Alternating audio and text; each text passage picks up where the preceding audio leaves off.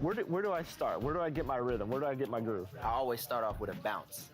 You just start with a bounce, and then you see. I'm part of the baddest game, most successful game in the world. I went to Portugal this year, and the young tour guide goes, "It's Doris Burke from 2K." It wasn't Doris Burke, the announcer. It was Doris Burke from 2K. Oh!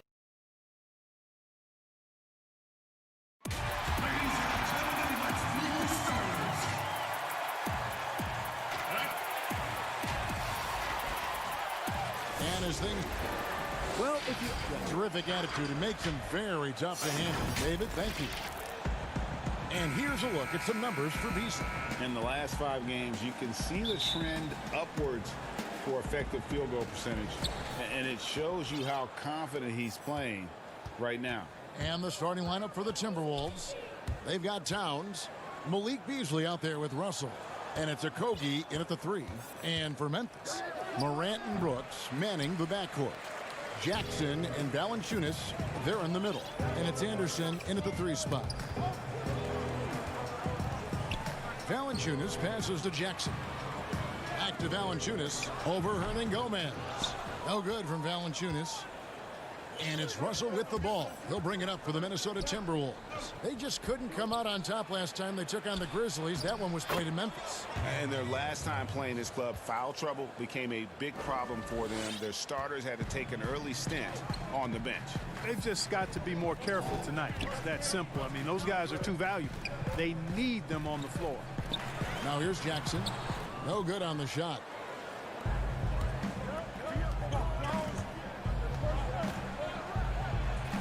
And the basket by Okogie. Well, with the playoffs coming up quickly, Clark, strength of schedule can play a big role as it determines where a team is going to be seated come playoff time. No, I agree with you in terms of even just making the playoffs sometimes, Kevin, Yes. based on where teams are and who they're playing. I mean, those matchups against potential playoff teams that are still fighting for seeding, they can sharpen you up and get you ready. And actually, those games can be playoffs before the playoffs in many ways. And I always admire the coaches, Clark, that walk their players through the different scenarios because they should be aware. Yeah, I agree with you wholeheartedly. You want everything out in front of you as long as your team is able to handle it, and most of these teams can. I think that's a good point. And it's the Grizzlies with the ball after the basket by Minnesota. 2 free throws coming up, and they call the shooting foul. And this kid, Ja Morant, came out of nowhere, under-recruited in high school, showed some promise in that first year of college, but boy, did he blow up. And Morant really impacts the game in every area. It's incredible, Kevin. He gives you the points, the assists, the rebounds, but then you look at the box score and you also see a block, a couple steals. And I like that he shoots a high percentage at the line. Here's Hernangomez. Grizzlies making the shot. Exactly what you want from your point guard. Nice dime to the open teammate by Russell. Here's Morant. Towns with the defensive effort. And they're 1 of 5 to start this game. Just really haven't gotten into a flow offensively. For 3, Beasley. Grizzlies with the rebound. They're moving on after the tough loss they took at the hands of the Blazers. Now here's Morant. He's guarded closely. The drive by Russell. And the slam dunk by Russell. You know, maybe he's not the fastest guy on the court, but quickness is more important than pure speed in basketball. Russell's handle and scoring instincts, though, are borderline elite. Here's Morant. And finished off by Morant. Taking matters into his own hands. Yeah, we didn't expect to see that kind of finish. And you know, guys, when your point guard is making explosive plays at the rim, I really do think it sets the tone for the rest of the team. And Minnesota has possession. Grizzlies making the shot. And the dunk by Towns. Oh, I love how Towns plays with a chip on his shoulder. He brings it every night with force. And D'Angelo Russell picks up the foul. That's his first foul. Second team foul. Substitution. 1:32 left to play in the first quarter. Morant plays it up and banks it in. Morant's got 6 points. And for a great shooter, Morant really works for high percentage shots. Loves to take it inside. Culver's shot is off. The Grizzlies trail by 4. Now Morant. He had a 21-point outing in their last game against Portland. And a lot of those points came at the free throw line. Really because of his aggression. He was playing the game with force, always catching his man on his heels. And the layup's good off the glass. Just impressed with the teamwork out there, setting the table for one another. 5 straight baskets, Greg, resulting from assists. They're playing as one unit out there. Played in with a nice touch off the glass. And a nice job here early of establishing an inside presence. Pass to Towns. He lobs it up, and then Johnson with the jam. Outstanding vision, plus the height of Towns allows him to see over defenders. Looking at the last game for the Minnesota Timberwolves, it was a loss to the Rockets. Now here's Morant. He's guarded closely. Now the pass to Valanciunas. Shoots over Towns. No good from Valanciunas. Boy, he's got to be disappointed in the result there. I mean, the defender really didn't make any impact at all.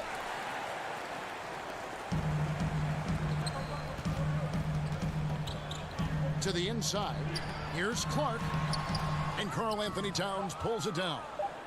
Towns has got his 4th rebound with that last one here tonight. And the defense scattered all over the place on the break. Nice job finding the wide open 3.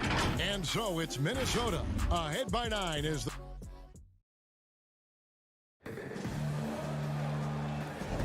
And welcome back to the second quarter of action. Plenty of basketball left to play, but this one has been one-sided so far. Let's quickly check out the scoring breakdown here for Minnesota. They've been making some really nice passes out there. Excellent passing. That could set the tone for the rest of the game. Yeah, and they've also balanced that, though, guys, with the attack off the bounce as well to get them some points. And so in the game for the Timberwolves, they've got Layman. He's out there with James Johnson, and it's Culver in at the point guard position. And you think about the 2 best talents in Wolves history, KG, obviously, and probably Big Cat. I would not disagree. I mean, KG is a Hall of Famer.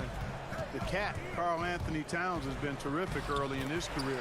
The rebounding and scoring, the versatility at that size between those 2 guys.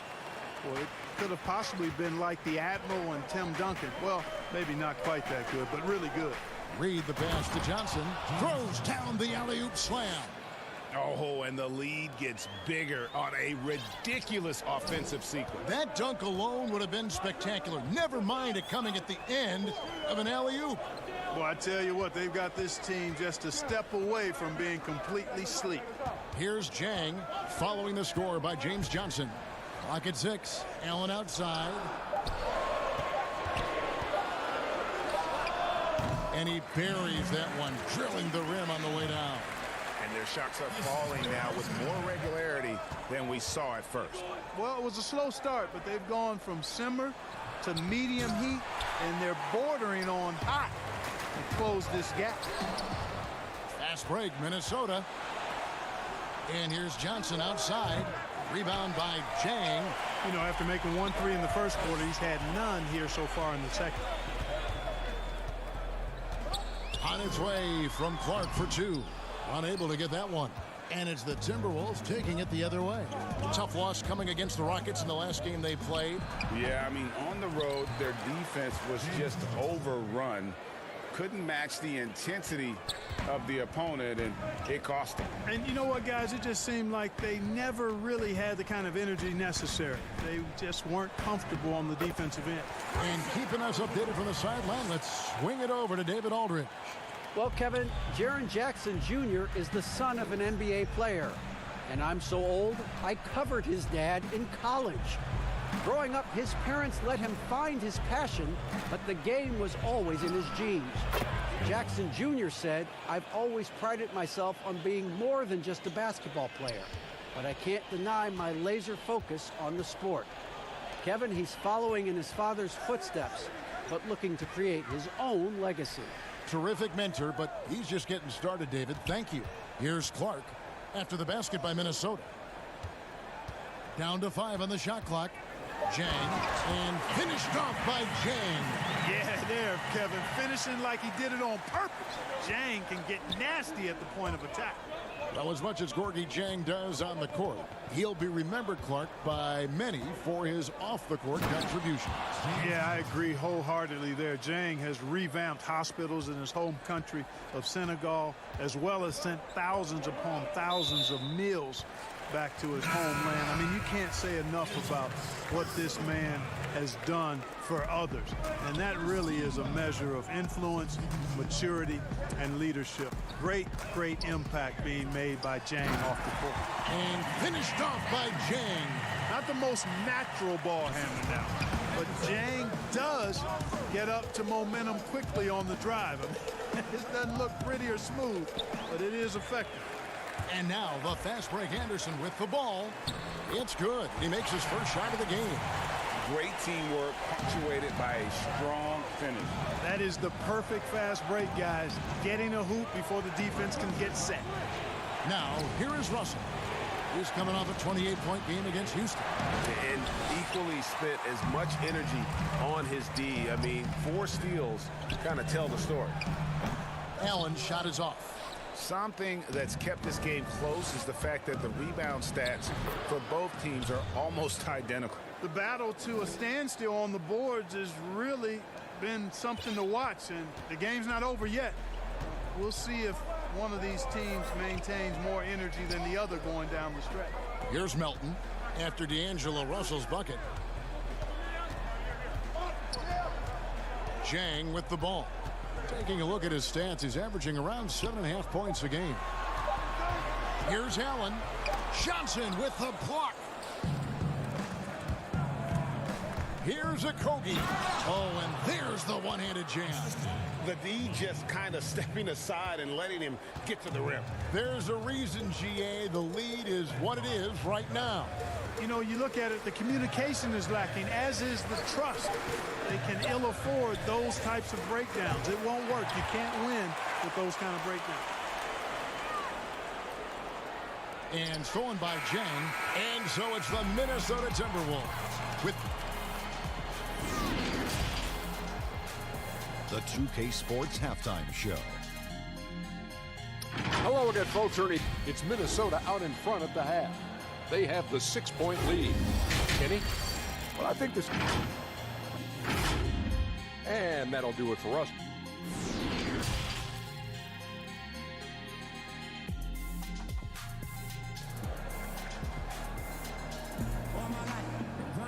And we're halfway through this one. Plenty of basketball left in a game that's been fairly even so far. We're seeing a tremendous game from James Johnson. Yeah, pretty much all throughout that first half. And he was taking care of his business on the low blocks and getting more than his fair share of dunks. Guys, he's been in beast. Oh, the power on that through down. Yeah, that's fire right there. Morant practicing for the dunk contest. I see you, young fella. Mark, the level of nuance in the footwork that keeps evolving every few years. Talk about the changes that you have seen from the time you've played to the exquisite footwork we see now. Well, you know, some of my peers would say that these guys are being allowed to walk. You haven't talked about his good footwork. So you work with Reggie and other guys, and I hear them all the time saying guys are getting away with carrying the ball and so forth. But the footwork is pretty good. I mean, when you think about it, the step-back three-point shot, the ability to make plays off the dribble, all attributed to footwork. I think it's just an evolution of the game. As players see more and more of excellent work on the court, they're able to emulate it a lot sooner and a lot better. Here's Hernangomez. Good, and the assist goes to Towns. Towns has got 3 assists tonight. And you know, the height of Towns gives him an advantage in seeing the floor so well. He's excellent at making these nice passes. And it's Morant missing. And it's Russell with the ball. He'll bring it up for Minnesota. Their biggest lead of the game was 9. Beasley for 3. Rebounded by Valanciunas. The Grizzlies trail by 3. And here's Morant. 13 points in the game. It's Anderson with the drive. And he banks in the layup. Anderson's got his second bucket tonight. In that tight, with that much of an advantage height-wise, it's just not a lot the defense can do. Terrific imagination, creativity. Russell already one of the league's more intriguing playmakers. Now here's Morant. He's guarded by Russell. Anderson kicks to Valanciunas. On the wing, Brooks. Shot clock at 6. He dishes it to Anderson. Over Beasley. Anderson can't get it to go. Timberwolves leading by 3. Here's Towns. Goes up and lays it nice and easy. Towns has got 6 points. Fantastic ball movement. They're picking them apart with their passing. Purposeful passing it is, partner. Their last 10 points have all come off assists. Morant passes to Brooks. Jackson trying to break free. Second shot opportunity. And a lot of contact on that one. So, folks, the coach's challenge has been initiated for a personal foul. Close game like this, and he thought it wasn't a good call. And this is the time now where the officials can review in closer detail what constituted the original personal foul. Getting a different angle can sometimes make it a lot easier to determine. Greg, indeed, and the one thing with replay review is that when you see the slow motion replays, you really get a new appreciation for just the immense speed at which these players are moving and how fast the action really is and how hard it can be sometimes, you know, Greg, to make the right call. And so the word is in. They've decided that the call stands as it was made on the floor. And, you know, even if a coach still feels this wasn't the right call, you got to acknowledge the effort being put in to reviewing it. With double checking, and the game continues on. Yeah, the chemistry has been terrific. Really impressed with their offensive execution. You know, the defense, Greg, has really been kept off balance because of the outstanding passes. 4 straight field goals have been made off an assist. Clark for 3. The Grizzlies with another miss. You know what, though? Sometimes you can be too open. I think it may have surprised him, and that's why he missed.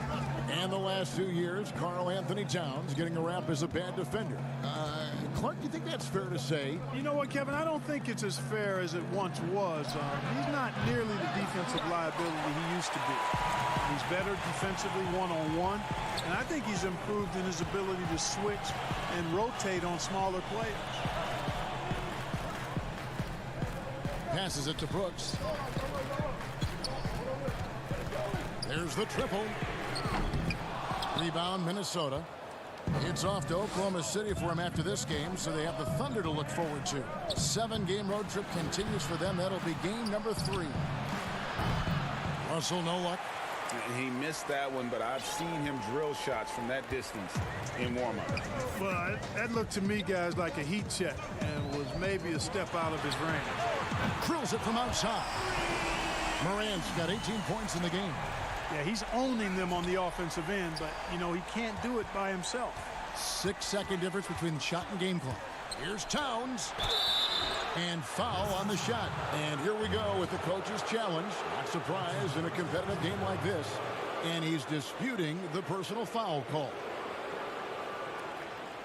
And I think when it comes to some of the more difficult calls to make, personal fouls can be tough. The action is so fast that it's really tough to catch everything in real time. The wonders of technology, Greg. We've seen replay reviews so effectively, and involving the coaches by being able now to challenge like this is something a lot of people have been hoping for. And so the word is in. They've decided that the call stands as it was made on the floor. And, you know, even if a coach still feels this wasn't the right call, you got to acknowledge the effort being put in to reviewing it. The double checking, and the game continues on. Well, he's come through for them at the line today, and you love having a big fella who's so capable on his free throw. Just the kind of play they need in a game this close. You know, that's the kind of aggression they want from their floor leader. And it just forces the defense to pay more attention to him, guys, which we know can open up things for others. Here's Clark, and he gets the bucket. Clark's got his first 2 points. Looking nimble on the drive there. Once Clark sees an opening in the defense, he's looking to exploit. Deep two from Russell. And that would have counted, but his shot was off the mark this time. And as we finish the third quarter, it's still close. While we have the chance now, folks, let's go to our State Farm assist of the game. And I'm glad this was the pick because I love this pass. Such a great dish. That's what I call court vision. Yeah, and with the accuracy to go along with that vision. I mean, he put the ball in the absolute perfect spot. That's how you orchestrate it. Well, this has been a great contest so far, and I imagine the fourth quarter could have even more action in store for us. And so in the game for the Timberwolves, we've got Johnson, D'Angelo Russell out there with Beasley, and it's Hernan Gomez in at the 3 spot. And Beasley, here we go. That one a little long. Some changes for Memphis. Jonas Valanciunas, he's checked in for Jackson. And it's Kyle Anderson in for DeAnthony Melton. And a change for the Timberwolves. Okogie's checked in. Morant dishes to Brooks. And the officials call a traveling violation. And a quick look at how the Grizzlies' schedule is shaping up. On Saturday, they'll be matching up against Mike Conley and the Utah Jazz. Then on Monday, they'll be playing against LaMarcus Aldridge and the San Antonio Spurs. And for that Thunder game, it's going to be a battle for this group. You get the feeling they'll need to be at their sharpest if they want to come away with a victory. Boy, you look at Russell repeatedly making plays around the rim. His imagination and creativity allow him to do so. And we've played through about a minute here in the fourth. Here's Morant. A putback. Here's Clark. He kicks to Valanciunas. Brooks outside. It's up a 3. And another miss by Memphis. And you could tell he thought that triple was going to fall. Timberwolves leading by 4. Here's Russell. And that'll be 2 free throws coming up. Officials on the call with the foul. It's on Jonas Valanciunas. Despite the wiry frame, taking it up strong inside, and D'Angelo will get free throws. And the Timberwolves making a change here. Towns is checked in. You know, early in his career, there were questions surrounding D'Angelo Russell's maturity, and understandably so. That's the case with most young players. But of late, in his case, his improvement as a player and his growth as a person is impressive. That ball is good for another field goal. His 6th. He is 6 for 9 on the stat sheet. And a moment here to take a look at some of the hustle stats for the Timberwolves. Defensively, they played with a lot of energy, and the steals we've seen are a result of that aggressiveness. Something that's also benefited them tonight are the turnovers they've forced and the points that have come along with those forced turnovers. And it's Towns penetrating. Can't hit from 12. And beginning his career with the Lakers, coaches wanted Russell to take a more serious approach. Yeah, you know what? I think his last year there, losing the trust of his teammates, probably woke him up a bit. Sometimes you got to go through the adversity to recognize what you need to change. It's not enough to just put up numbers. You've got to be a professional in how you go about your business, and plenty to like about where D'Angelo Russell is and where he's headed. And you know what? You allow a guy to get right to the rim like that, that's your only option. Yeah, exactly. I mean, free throws are always better than a layup, so I'd agree with you there, Greg. And that's good as he hits both of his shots. And they're doing a better job of working themselves to the line here in the second half. This is how you do it. That's exactly how you do it. Defender pressing up on you, you press right back. Fires from 14. That's good from Johnson on the assist by Beasley. And that's 15 points for James Johnson. It's been like this all night for both teams. The offenses having their way. Any lull in the action so far has been short-lived because there have been nothing but buckets in this one. He lobs up the alley-oop pass, takes the alley-oop pass and dunks it down. Absolutely the prettiest play in basketball, executed to perfection. I don't think you'd get an argument there. Everybody loves the alley-oop. Unless you're the team getting punched on. That would be the difference. Here's the break. Deflects the pass. It's stolen by Valanciunas. Anderson right side. It's Brooks on the wing. Here's Morant. Anderson finds Clark. Memphis needs to get off a shot here. Clark, nice persistence to chip it back up and in. And all of his athleticism on display there. Clark's work ethic makes him lethal on that offensive backboard. No good from Beasley. The Grizzlies trail by 8. Now here's Morant. 1:02 left in the fourth quarter of this one. Memphis the rebound, but he gets it back. And here's Anderson for 3. Good! Oh, and that cuts the lead to just 5. For Minnesota, they've gone 4 of 7 from the field since the beginning of the fourth. Towns against Valanciunas to the right side. Here's Okogie. Just 5 to shoot. The kick out to Towns. Over Valanciunas. The Timberwolves again can't hit. Memphis with the ball. Brooks, the pass to Anderson. Out to the right wing. Lets it fly. It's in! What a beautiful shot to bring him to within 3. A huge shot from Morant. Wow, you see why they put the ball in his hands in those situations.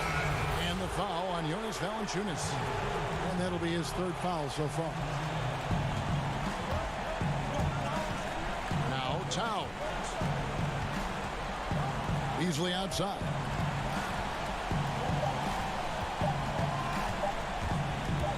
Lets it go with the 3. No good. So it's Minnesota taking the W in a close one. This win, such a tremendous emotional boost for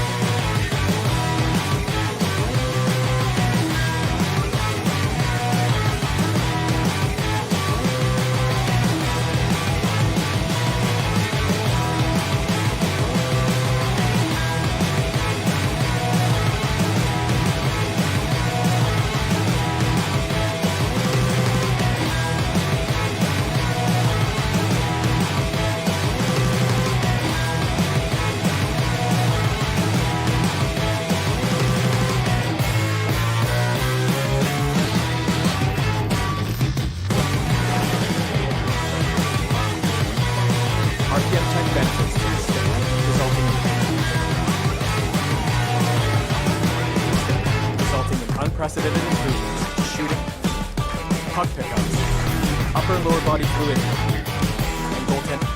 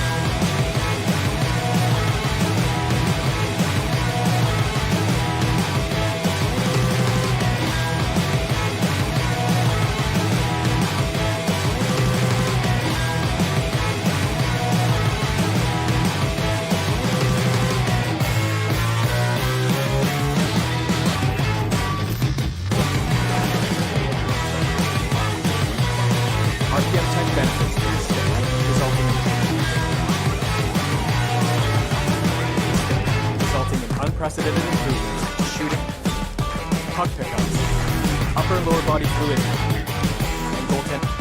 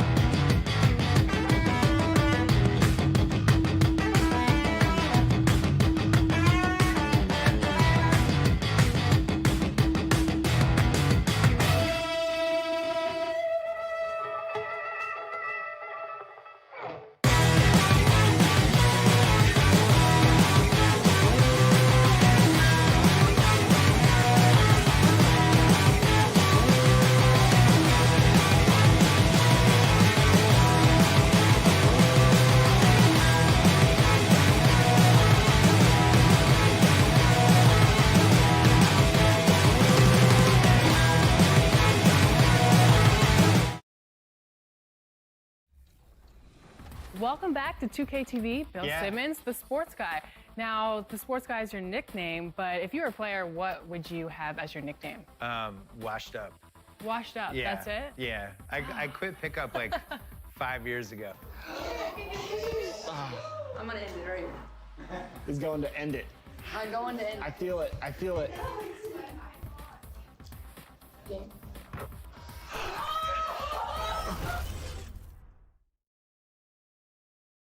And a look behind the curtain here. Final preparations for the challenge. Well, what a great attitude. He is a monster on defense. David, thank you. We get a break in the action, so let's take a look at the West and how the teams are stacking up.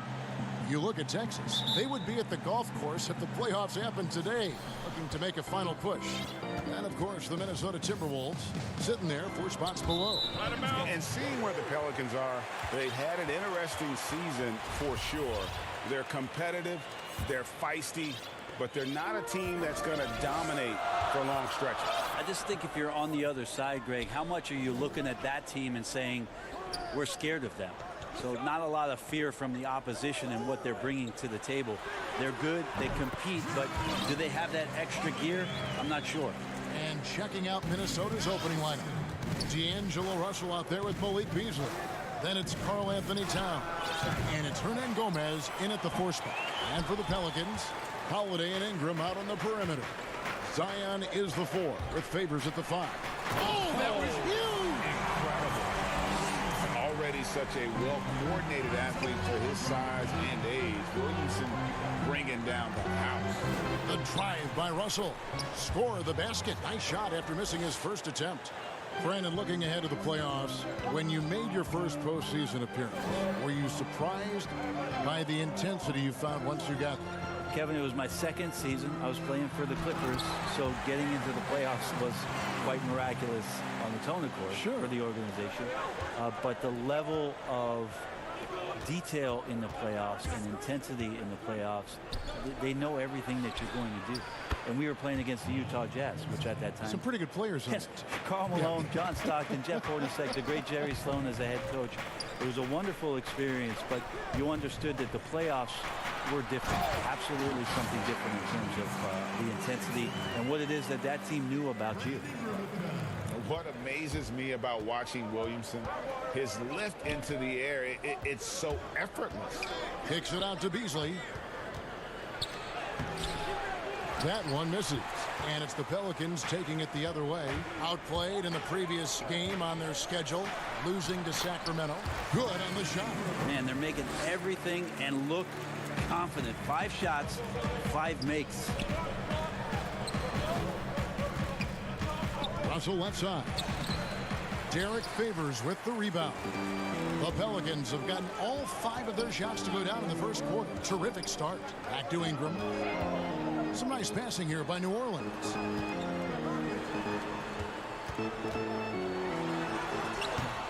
That one's off. He's now 1 for 2. Timberwolves trail by 5. There's the lob to Towns. Hammers the alley-oop through. Oh, such a beautiful pass to set that one up. Yeah, the pass might have been pretty, but the finish was angry. Passes to Williamson. Beasley with the steal. And now the Timberwolves on the break. Okogie misses. And what should have been a simple pass and finish ends up at a missed opportunity on that alley-oop attempt. Yeah, you'd like to keep things a little more simple, and that was a play that didn't quite develop the way they wanted it. Holiday, the pass to Favors. Ball against Russell. Outside Favors. Shot clock at 5. And he drops in the layup off the glass. The defense not putting up any fight on the inside. They've allowed 10 straight points in the paint. Hernan Gomez. Russell feeling it out a bit. Stolen by Ball. Here's Williamson. And contact on the shot, so he'll be shooting free throws here. That one is on Towns. You just watch Zion Williamson, and everybody's so curious about where it is that he fits positionally. We do know this. In terms of his power and athleticism, he's already elite. And in this league, he's going to find ways to make contributions.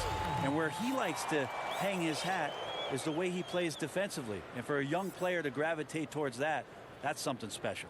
The Pelicans making a switch here. Hayes is checked in.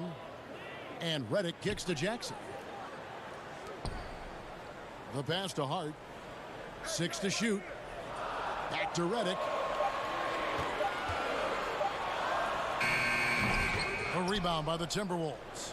Tough loss coming against the Rockets in the last game they played. In the NBA, you've got to keep pace. It's a fast track out there, and I thought their lack of hustle defensively was the story of the game. You can't allow any opponent to shoot that kind of percentage. If you do, it's just going to be so tough. And folks, the coach's challenge has been initiated for a personal foul. Close game like this, and he thought it wasn't a good call. And I think when it comes to some of the more difficult calls to make, personal fouls can be tough. The action is so fast that it's really tough to catch everything in real time. The wonders of technology, Greg. We've seen replay reviews so effectively and involving the coaches by being able now. A challenge like this is something a lot of people have been hoping for. And so the word is in. They've decided that the call stands as it was made on the floor. And, you know, even if a coach still feels this wasn't the right call, you got to acknowledge the effort being put in to reviewing it. The double checking, and the game continues on. And again, Minnesota will turn it over. Look, Kevin, I'm all for the crowd interacting with the players, but not so much the players interacting with the crowd. That one, errant pass. Pelicans leading by 3. Pass to Melly. Now here's Jackson. Defense right on him. Pass to Hart. Fires for 3. And it's out of bounds. Last touch by Redick.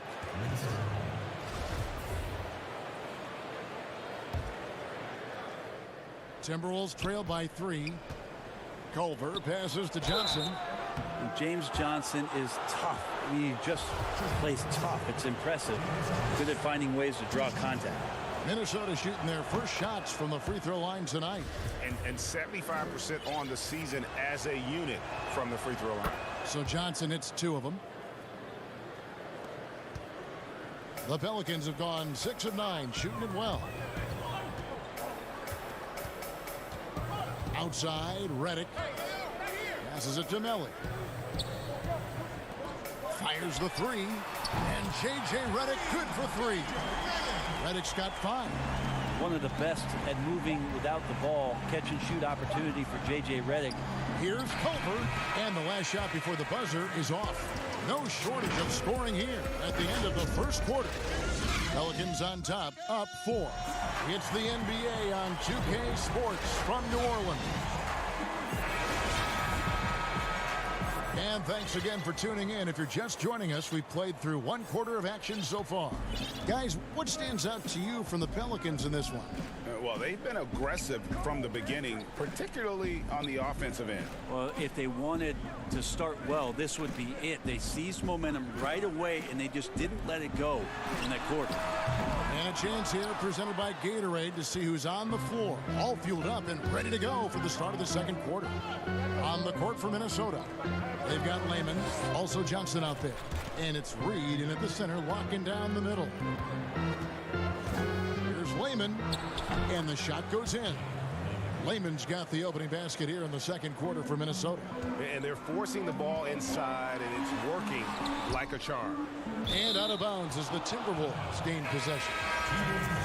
Well, this season, the Pelicans finally getting themselves their own G League affiliate, the Erie Bayhawks in Pennsylvania. And in 2022, they'll move closer with renovations to the Legacy Arena in Birmingham, Alabama. And when that's completed, it's really going to help out the young core and the draft picks that have been collected by David Griffin to do some player development that's going to keep this team competitive for a very long time. Hernangomez passes to Beasley. Back to Hernangomez. A 3-ball. Russell dishes to Beasley. He kicks to Russell.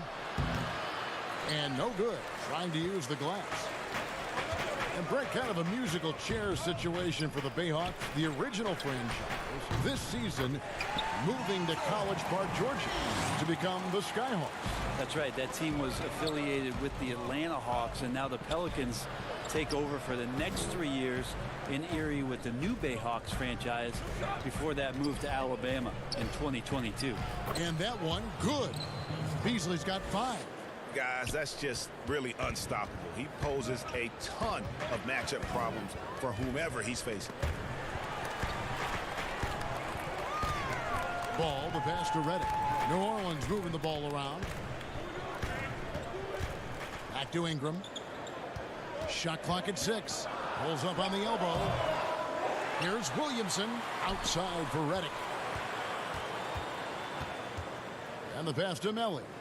Out left to the wing. Here's Ball. And the rejection by Towns. And his foot movement is what makes Towns such a terrific shot blocker. He moves so well and can defend just about any position on the floor. And bullseye with that assist. Nice delivery there in traffic. Pass to Beasley. And he's fouled pretty hard on that shot, but he's got the chance to pick up the points at the line. Talent coming from everywhere these days, Brent, including the developmental league. The G League has done a wonderful job of watching players develop there and then vaulting them up to the big league. And I think last year, Kevin, the numbers were that more than half the players in the NBA had spent some time in the G League. You want to talk about that league coming a long way? What an impact. Massive. Yes. And what you're seeing, too, over the past few years, Kevin, is people doing a great job of using the G League a lot better. Not just experimenting and lab ratting what that team is about, but really well thought out player development instincts for guys in their team rather than just practicing and traveling and sitting and watching games. You're watching guys go play a game in the afternoon and then coming up to the NBA level and participating in an NBA game that night. That's going to go a long way to make guys in the early part of their career take the necessary strides in a lot quicker than they normally would. This two-way contract has been a wonderful addition. Except if you talk to their agents, Kevin. Yes, it's been very good for the control of an organization to find that kind of talent. Minnesota making a switch here. Such a terrific two-way guy. Drew Holiday isn't just an offensive powerhouse. He loves to play defense. I mean, loves it. Just can make it so much easier for your teammate when you throw that lead pass that gets to him right on the money, whether that's on the run or in the shooting pocket. And then Culver with the dunk. How about the force there from Culver, making sure to finish with power, leaving no doubt with that finish. Holiday surveying the floor, and looks like the illegal pick was set. Yep, that's right. That'll get their attention. Beyond the leaning, you could see his feet weren't set on that screen. Easy call. Got to hold firm or you're going to get a call. Some firepower from this offense tonight. Yeah, they got a nice groove going right now offensively. And they're beginning to just flat out fall apart defensively right now, especially on the interior. Now here's Okafor. Defense is right there. And the whistle blows on the backcourt violation. He went over and back. Well, we like to keep you up to date on the fresh talent in the league, so let's check in on the rookie block leaders. To take a look at Hayes, fierce inside defender, tops in the NBA in blocks. Well, he has clearly established himself as the premier rim protector in this year's rookie class. Catching up on the changes for New Orleans. Derek Favors checked in for Okafor. Williamson comes in for Hayes. Ingram, he's checked in for Josh Hart. And Ball subbed in for Frank Jackson. Well, if there was ever a no-doubt #1 pick, it is Zion Williamson. Brent, New Orleans jumps at the chance to draft him. Yeah, hard to think of a transition where you have a transcendental star in Anthony Davis in the 7 seasons he gave to the Pelicans, that Zion Williamson would come in and almost make you, and I don't mean this in a bad way, Kevin, but forget about AD. There's that much excitement and enthusiasm around what the talent set is and the skill set of this young star player could be. Ball against Evans. Back to Ball. And here is Ingram. He had a 15-point outing in their last game against Sacramento. And how about the job he did rebounding as well, guys? I mean, just a dominant performance on the glass. Such a big part of what he does for this team. Just work and work on the boards, generate second chance opportunities, and hopefully convert. Noel. And he was able to put it up in time, but doesn't fall. And that's it for the first half of action. What's been a very close game here. It's the 2K Sports Halftime Show. Greetings to a competitive matchup for New Orleans in the first quarter. At the end of the period, they held a 4-point lead. The second.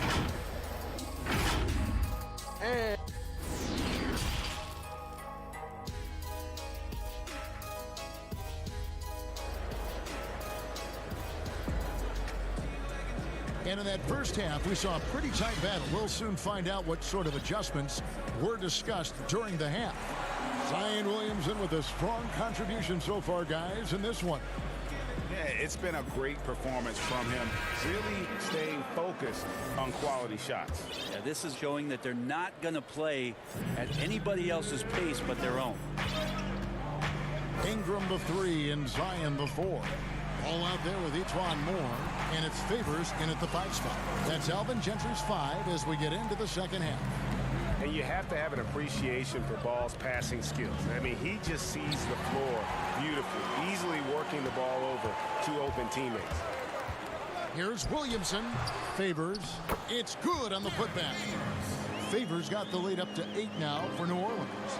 A slight advantage for them in the rebound department, but that oftentimes is all it takes. And the crisp passing has opened things up for them offensively. Pass to Ingram. They swipe it. Count the bucket, and he's got a free throw coming up as well. Yeah, the chemistry has been terrific. Really impressed with their offensive execution. For Minnesota, they have shot 75% at the line tonight, going 3 for 4. Now the shot clock resets to 14 seconds on an offensive rebound. Brent, do you like that change? I think digging into the numbers a little bit, Kevin, it only affects about 3% of total possessions. Is that all? Yeah, throughout the course of the year. Not in any given game. So it's very, very minimal what happens. But what I like is that, you know, players have to reset quickly with 14 on the clock. And I think coaches are starting to think about how it is they might have quick sets as opposed to getting the ball to the top of the key and trying to run through a traditional set. Maybe you have quick sets after the reset to get yourself a better shot. More strategy. And it's a defensive 3-second violation. The Pelicans have scored 6 points from their 8 attempts at the line so far. And he shows the focus there, nails the technical. And the expectations for Williamson are sky high. A superb athlete whose skill set and drive to be great is off the charts. Looking who's out there now for the Pelicans. Josh Hart comes in for Ingram, and it's Drew Holiday in for E'Twaun Moore. And a change for the Timberwolves. Johnson, he's checked in for Juan Hernangomez. Just 2 to shoot. Williamson. Johnson with some nice D. And it's Towns with the ball. He'll bring it up for the Minnesota Timberwolves. 4-point game. They'll be off to Oklahoma City for a meeting with the Thunder after this one. And they're in the thick of this long road run. That's the 3rd of 7 straight on the road. Ball kicks to Hart. Pass to Holiday. Dishes it to Williamson. The shot, no good. Good D by Johnson. He's not very hard to defend right now. This is when the defense might step back and let him try to find his range. Back to Beasley. And they're unable to get the tying basket there. But only the first miss of the second half. They've come out here with authority. And Favors kicks to Williamson. It's rebounded by Towns. Towns has got 4 rebounds in this game. Time for some consideration in the passing category, maybe, Kevin. The shot is just not on. Get somebody else going. And I like the fact that the defense is looking to protect the rim at all costs. The Timberwolves shooting their 6th and 7th free throw attempts tonight. And it's tied up with that one. And you look at how Towns is so effective on offense. And it's because he really has the entire package for a big man. Back to the basket, facing up, playing outside or in, off the bounce, or on the catch. This guy can do it all. Here's Minnesota.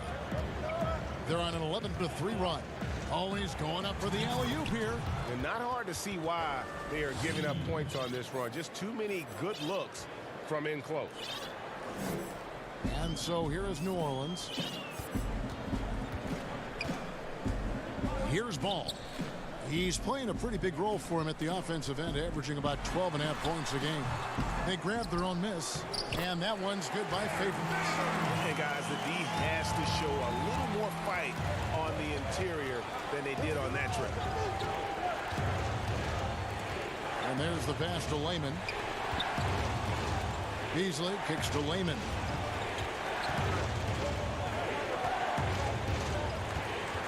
Lock at 6. Over Favors.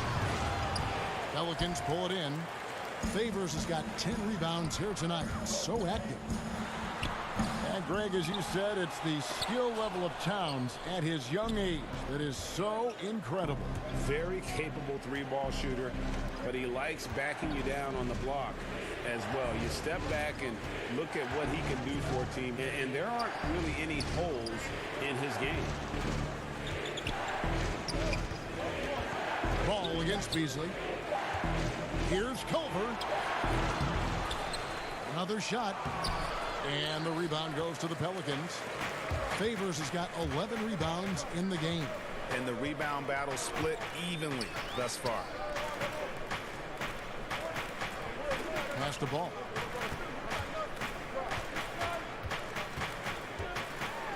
And oh boy, a lot of contact there, but he gets the call and will shoot 2. That one's on Johnson.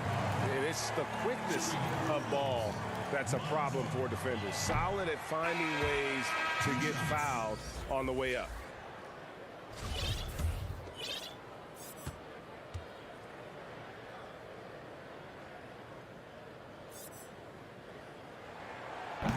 And he can't hit the second.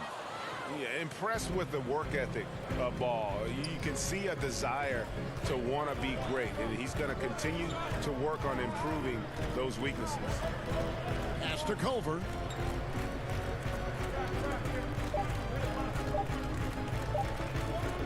Noel. And the last shot at the buzzer doesn't go in for him. It's a tie game in New Orleans. And we'll have the start of the fourth quarter for you as soon as we get back from this short break. Let's take a look. Relax. Well, what a terrific game it's been so far, with this fourth quarter sure to bring more pressure-packed basketball. And a look at the 5 for the Timberwolves to start the fourth. We've got Cole, and it's Reed in at the 5. Roman the paint. Unloads from 13. Ball with the rebound. The Pelicans shooting well. They're at 45%. Here's Williamson. An easy 2 points on the layup. And the Pelicans lead by 2. Capable of doing some real damage. Give Williamson the rock in a spot like that, and he is going to burn you. A moment to check out who the New Orleans Pelicans have coming up. On Friday, they'll be matching up against Mike Conley and the Utah Jazz. And then on Saturday, they'll be playing against Lou Williams and the Los Angeles Clippers. And that game against the Hawks, I think it's going to be an interesting challenge.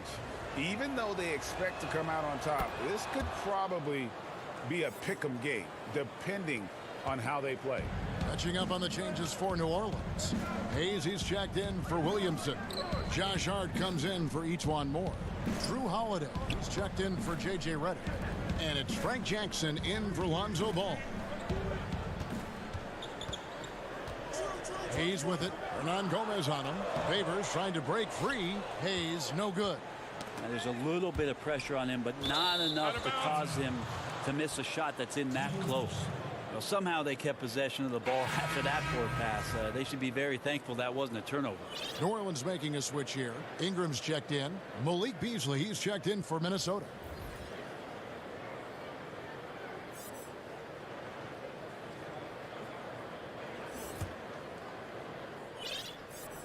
About a minute played here in the fourth quarter. Russell passes to Okogie. Russell inside, guarded by Jackson. Towns, no luck. And so it's Ingram who brings up the ball for the New Orleans Pelicans. It's off to Utah for him after this game as they take on the Jazz. And that'll be the first of a 2-game road trip for him. Beasley with a clean look. Good, and the assist goes to Russell. Russell's got 3 assists tonight. Using outstanding floor awareness there. Russell's ability to pick apart the defense and find the open man. Now a timeout called by New Orleans. And coaches looking to seize every advantage, maximize every possession. Got to feel good as a coach if you make all those adjustments, pull the right strings. That's what they love to do.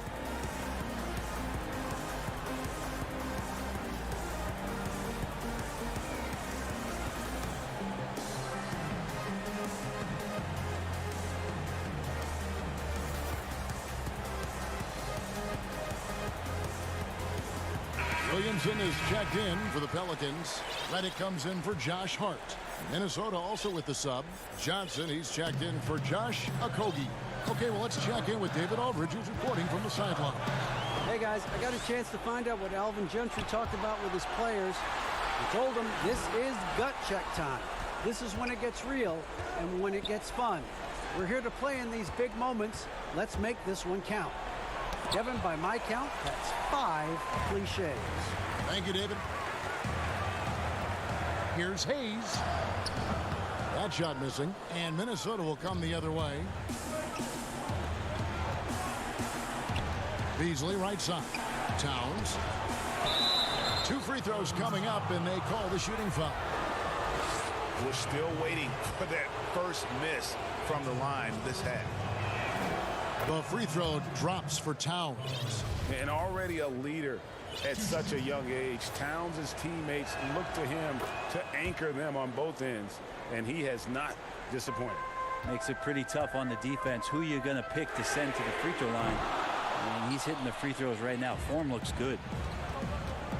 Beasley kicks to Hernangomez. Trying to find Towns. Gets it to him. Throws it up high. Oh, and they get in the way of the alley-oop. Not to be. Good play defensively. Passes it to Ingram. Looking to end the run. And the layup is up and in. And after playing 1 year at Duke, Ingram is used to providing big baskets for his club. Just dominating with ease in these moments. Russell, no luck. And you can see the defenders afraid to kind of get in his way a lot of times when he's on his way to the basket. But on that one, they were there.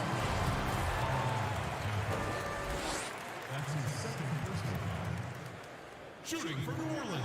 That free throw good from Williamson. Both shots good from the stripe. Minnesota in the lead. We're in the final quarter of play here. 3 minutes in. Here's Towns. Kicks it out to Johnson. There's the pass to Hernangomez.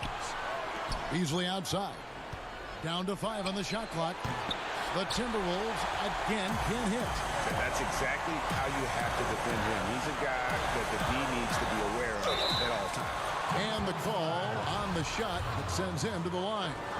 An absolute beast in close. Once Williamson has this kind of positioning, you pretty much have to foul. Some changes for New Orleans. Favors comes in for Hayes. And it's Lonzo Ball in for Drew Holiday. And the Timberwolves also making a change. Okogie's checked in. Here's Russell. Hernangomez trying to break free. And that one's good. Russell. And the Timberwolves lead by 2. For New Orleans, they've gone just 33% from the field in the fourth quarter so far. They are 2 of 6 to the left side wing. Here's Williamson. Lays it up off the glass. Williamson's got it all tied up now for New Orleans. Some young players tend to defer in big moments. Not Zion. And it's out of bounds. They say it was last touched by Towns. Ejuan Moore is checked in for the Pelicans.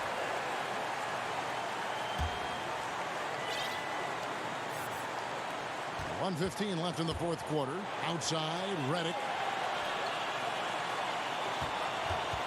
Ball against Russell. ball. The pass to Reddick. And the dunk by Williamson. Look at this young man come through in the clutch. Zion appearing more than ready to deliver. Pass to Okogie. 51 seconds left in the game. Beasley against Moore. Got it. Oh, the nerves on this guy. Not backing down from this moment here. When the game is close, he kicks it up a notch. Here's Hernangomez. Yes! And he has brought them to within 2 points. Getting everyone involved. Russell operating the offense like a seasoned vet. New Orleans moving the ball around. And there's the basket. Whistle blows and a chance for a three-point play. Going to the line for one. And boy, he's really in a groove. Dominant performance last game. Same thing this time out.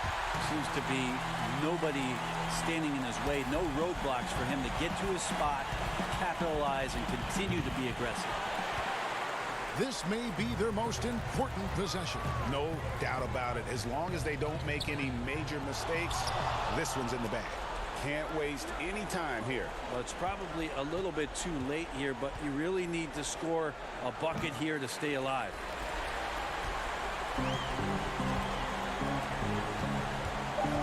Ball kicks to Moore. No one near Williamson as he lets it go. Got it. A lot of people feel like Moore has natural point guard ability, so I like to see him find the open man. All right, David, thank you. And that'll wrap it up, folks.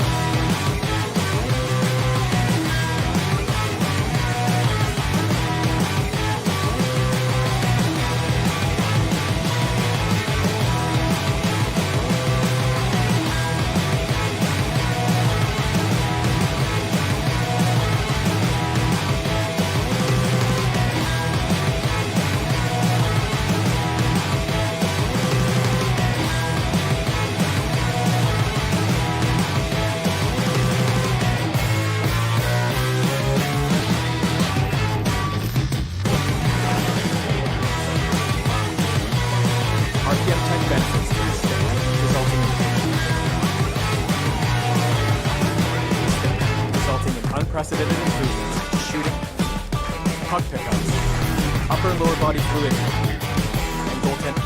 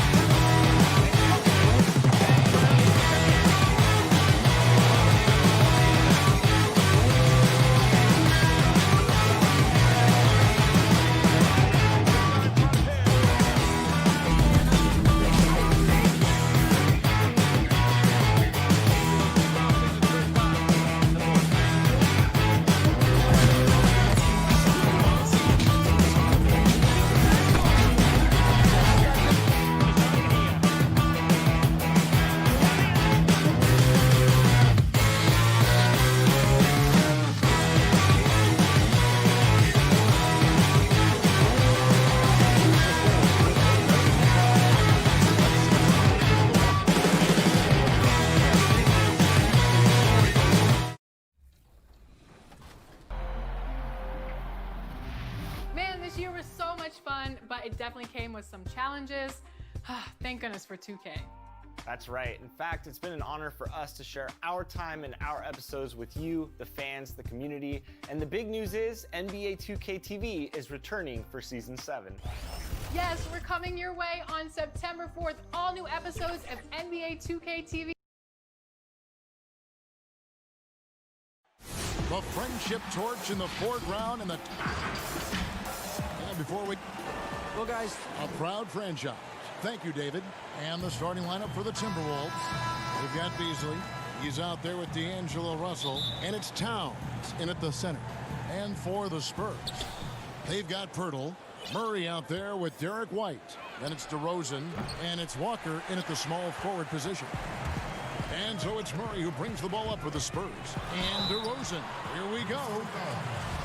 It's common to see wing players improve their perimeter shooting in the league, but DeMar DeRozan's most striking growth has been his ball handling and playmaking. He's been dynamic with the ball in his hands.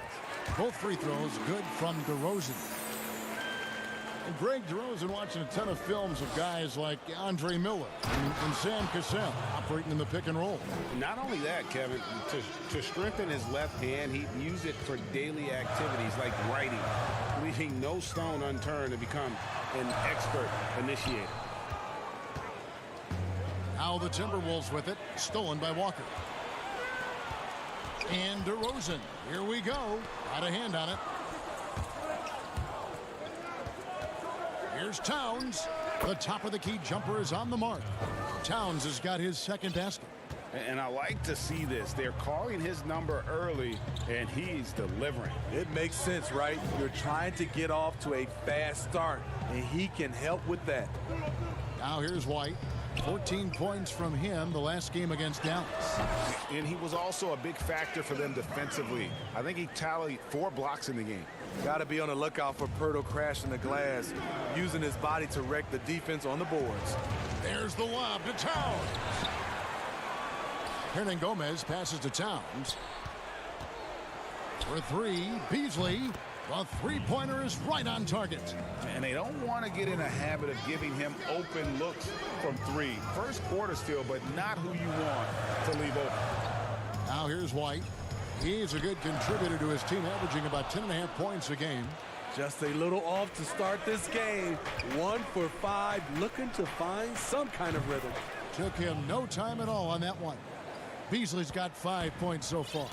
Talented, driven. He puts constant pressure on your defense. Here's White. Here's Pirtle.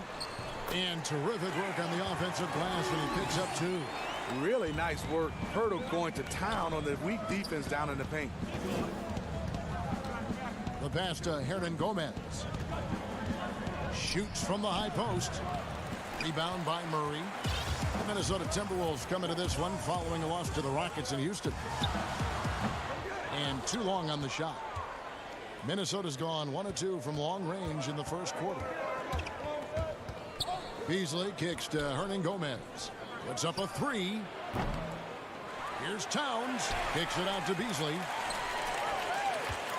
Right side Towns. 6 on the shot clock. Drains it from 17 feet out. He's got 6. Smitty, I heard this the other day, letting a player stay in the game after his 6th foul, but granting an extra free throw to the other team. What do you think of that? Kevin, that's crazy. I mean, no way. I knew you'd say that. I knew you would say that. I do summer league games, and I watched this 10 fouls. There's no way we could have had that many fouls when I played. We have to keep it at 6 foul, and you're out. Here's Russell following the score by Jakob Pirtle. Russell finds Hernangomez. And it's Russell missing. Come on, that's your bread and butter. You can't miss that. Here's Walker. Rebound, Minnesota. Towns has got his 5th rebound in this one. High post, Hernangomez. And it's good, 2 points. Using outstanding floor awareness there. Russell's ability to pick apart the defense and find the open man. Now here's DeRozan. He's coming off a 13-point game against Dallas. 1:11 left here in the first quarter. He's just scored his first basket with that shot, making him 1 for 4. Russell passes to Towns. Shoots from 12, and he drops that one in. Towns has got 8 points. And from day one, Towns has been one of the NBA's top post players. A versatile, well-rounded game on the low block. It doesn't hurt that he can step outside and knock down the jumper either. Here's Russell following the score by Jakob Poeltl. Alley-oop try, and Poeltl sends it back. Here's DeRozan. The kick out to Walker. The three. The shot. No good. And Minnesota will come the other way. 4 seconds separating the shot and game clocks. Beasley for 3. And Poeltl pulls it down. Poeltl's got 4 rebounds now tonight. Back to Towns. Fires the 3. San Antonio with the rebound. And Poeltl has it in the corner. The 3. At the end of 1, a closely contested game so far. Minnesota.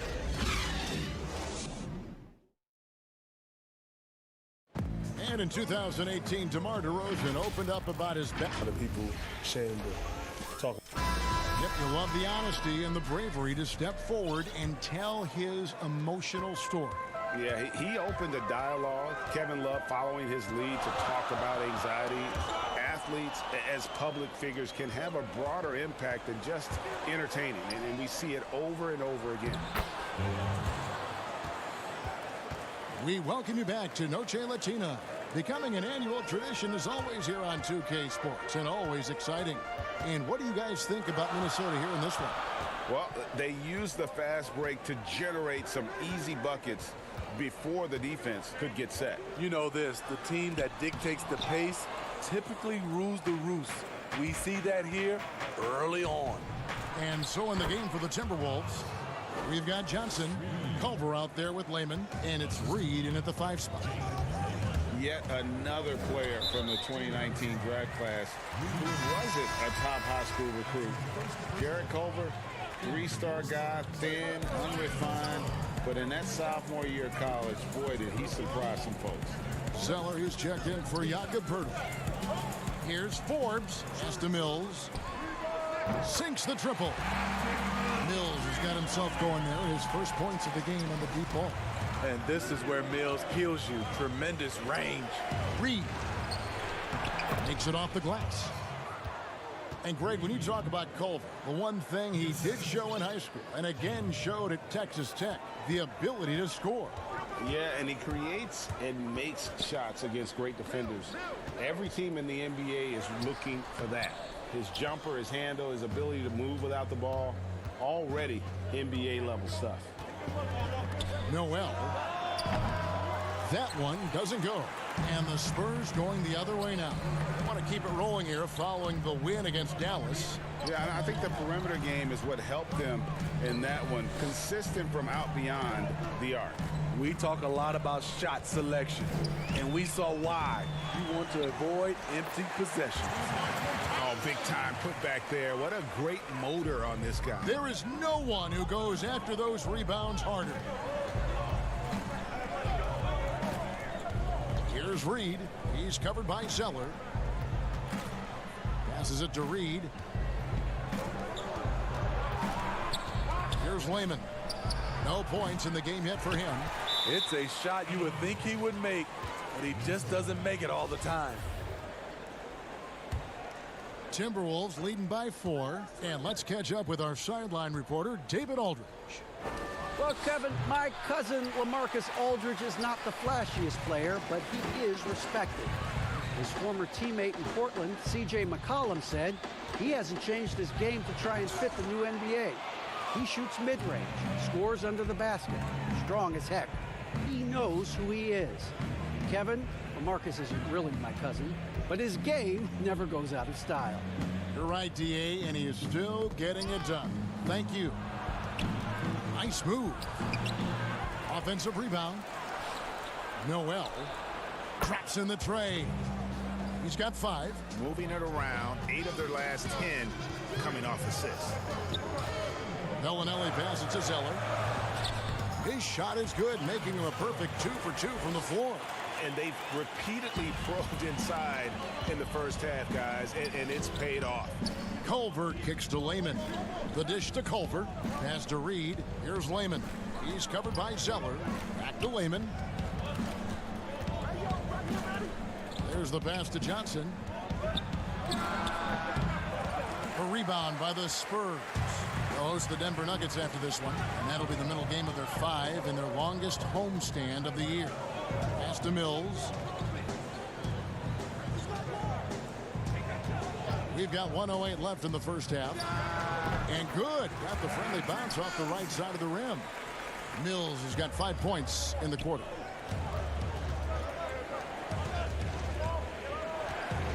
Passes to Lehman. Noel. Well-placed jumper from the free throw line. Coming off a scoreless first quarter, he's found a little rhythm here. Gotta recognize the situation, trying to get a 2 for 1. Absolutely, but at the same time, you want to get a good shot. Johnson against Gay. Back to Bellinelli. And it's off from three-point range. Timberwolves leading by 5. 5 seconds separating the shot and game clocks. There's the lob to the hoop. Deft touch on the alley-oop. How about the recognition from Culver? Terrific at realizing when the defense has broken down. Gay against Johnson. Tries again. Gay kicks to Bellinelli. Beyond the arc. The shot's good from Forbes. Forbes has got himself going with the triple, his first basket of the game. From deep, Johnson. Oh, he made it! He got it to go, and he beat the buzzer. Wow. Thank you, David. We'll be back after halftime for the start of the second half momentarily. The 2K Sports Halftime Show. Hey, welcome back to 2K Sports. What a start it was for Karl Anthony Towns. He had 8 points, 5 rebounds, and 1 assist. That's all for now.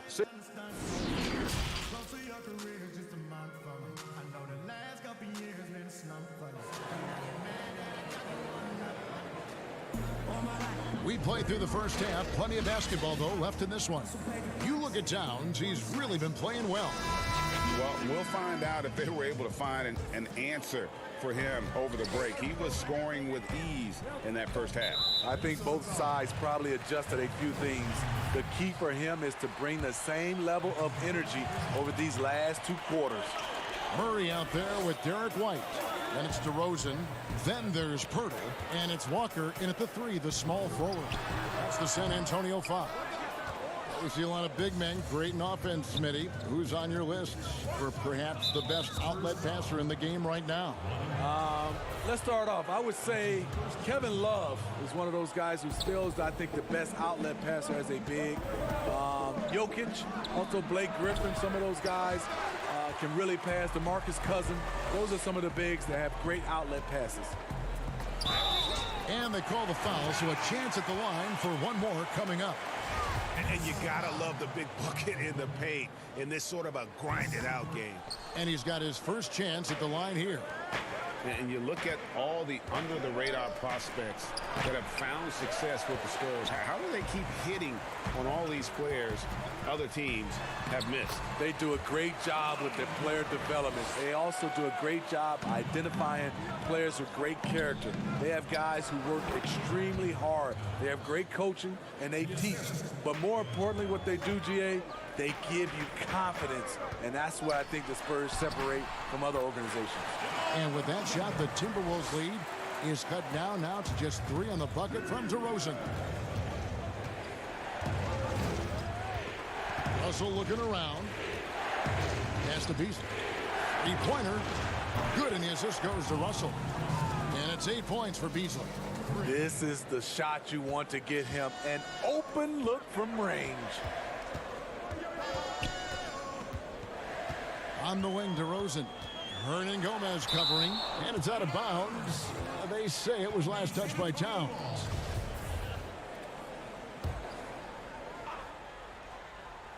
Just over a minute and a half have passed here in the third quarter. It's DeRozan with the drive. Nice read on that play by DeRozan. Came off the pick and took what the defense gave him. And the whistle blows. It's going to be on Jakob Poeltl. That is his first foul of the game. Here's Towns. 10 points for him. For the three. And again, Minnesota with the triple. They're getting a lot of their points outside the paint. 3 of their last 5 baskets are from three-point range. Murray, no good. Doesn't register as a block, but he did everything you want defending that shot. You know what he did? He timed it well and did a good job of contesting without committing the foul. Now, here is Russell. 7-point game, the biggest lead in the game. And he's frustrated. That's a shot he can make in his sleep. And out of bounds as the Timberwolves gain possession. And with the chance, let's take a look now at the numbers for DeRozan. 18th in scoring, and with a top 20 ranking in field goal percentage, you put the ball in his hands, and he converts at a remarkable rate. And like you were saying, one of the stronger scorers in the league. A tireless worker on the offensive end, and it's no wonder he's top 20 in points. Looking at who's out there now for the Spurs. Rudy Gay's checked in for Lonnie Walker, and it's Bryn Forbes in for Derek White. Out that one in, and the Timberwolves lead is cut down to just 6 points with the basket from Forbes. No NBA offense is requiring spacing, and Bryn Forbes, a shooter who cannot be left open. Not at all. He's a gunner, still rounding out his game, but the foundation laid is with his marksmanship. Here's Murray after the made shot from Karl Anthony Towns. Forbes dishes to DeRozan. No good there. Nice D from Russell. This is the shot you want right at the rim. He just couldn't deliver. For San Antonio, they've gone 5 of 9 on field goal attempts since halftime. DeRozan passes to Poeltl. Here's Forbes. And the 3 off target. And it's Towns with the ball. He'll bring it up for Minnesota. It's off to Oklahoma City for him after this game, so they have the Thunder to look forward to. The 7-game road trip continues for them. That'll be game number 3. You've got to trust your receiver to go get that pass. Great job by Johnson. The ability to catch and finish in the same motion. Now Beasley following the 3-point attempt by DeRozan. And they're beginning to just flat out fall apart defensively right now, especially on the interior. And stolen by Russell. The pass to Okogie. Good, and the assist goes to Russell. Russell's got 6 assists in the game.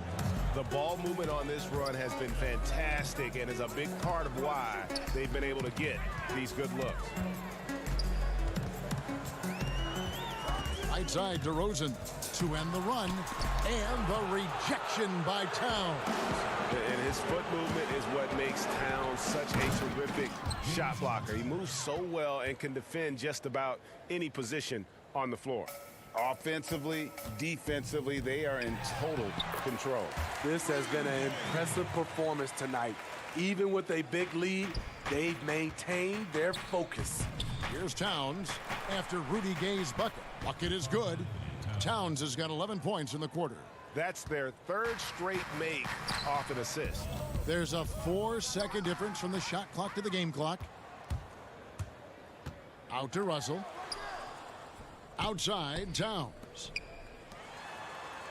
Beasley, the pass to Johnson. The steal. Looking to get back on track here. And DeRozan with the layup. DeRozan's got 10 points in the game. Very few defenders in this league feel comfortable with DeRozan coming right at them on the drive like that. Well, through 3 quarters of play, down double digits, it may be difficult to... And a quick look now at the State Farm assist of the game. And he may not be known as a pass-first guy playing out of the 2-guard spot, but he shows here that he can dole out an assist or 2 when he needs to. Whatever the offense requires, that has to be your mindset. Always thinking team first. And with the 4th quarter upon us, time is running out for this game to become competitive. And so in the game for the Timberwolves, they've got Layman. Russell is out there with Culver. Then there's Towns, and it's Reed in at the 4 shot. That one good for 2. 12 points for DeMar DeRozan. What a turnaround for him since the half. More aggressive and more effective. With the floater. Here's Reed. Cans the shot from the wing. And the Timberwolves lead by 16. And San Antonio shooting at 44%. Pretty reasonable. Back to Mills. Outside DeRozan. Kicks to Mills. Shoots a 3. And DeMar DeRozan the bucket on the assist by Mills. And that's 15 points for DeMar DeRozan. Timberwolves passing it around. Culver passes to Towns. And Pirtle sends it back. Gotta love the shot blocking ability of Pirtle. Wonderful timing right there. And here's Mills from the arc. It's hauled in by Karl-Anthony Towns. And Rudy Gay picks up the foul. That is his first foul of the game. And the Spurs with some changes. Lonnie Walker, he's checked in for DeRozan. And it's White in for Bryn Forbes. And then for Minnesota, Hernan Gomez comes in for Jake Layman. And it's Beasley in for Culver. Here's White. Gets it to go from beyond the arc. White's got himself on the board with 3 there. Yeah, that's 2 bombs in a row from long range. Russell passes to Reed. Good, and the assist goes to Russell. And fan heckling that crosses the line, Smitty. We saw the Utah Jazz ban someone for life. How can the NBA do a better job of protecting the player? Well, Kevin, first of all, I think each organization, let's take our hat off to the Utah Jazz. They acted swiftly and quickly, and I love what they did. They banned the fan for life, and I think you got to hit more of that. And also, I think, you know, as far as the NBA and also along with these teams, have some kind of pregame or, like you said, before the season starts, just to reinforcing and stating the rules. Now Towns, following Rudy Gay's 3-point attempt. Beasley. Rebound San Antonio. Pirtle's got rebound number 7 for him tonight. And that's a foul called on Malik Beasley. That's his first foul. Murray's checked in for Patty Mills. Okogie's checked in for Minnesota. Just over 2.5 minutes played now here in the final quarter of regulation. Here's White, and he converts the layup. White's got 5 points now in the quarter. Timberwolves leading by 12. Inside, stolen by Walker.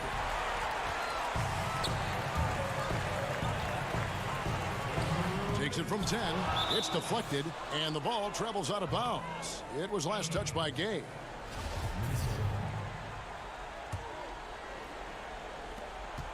.158 left to play here in the 4th. Russell passes to Okogie. Now Towns. Walker with the rebound. Murray finds Pirtle. It's rebounded by Towns. Towns has got rebound number 12 here already in the game. Lays it in off a pretty alley-oop. And the Timberwolves lead by 14. Oh, Kevin, get a load of that one. Take that play and put it in the alley-oop textbook, boy. Perfectly done. You're right. He put it on a platter for him.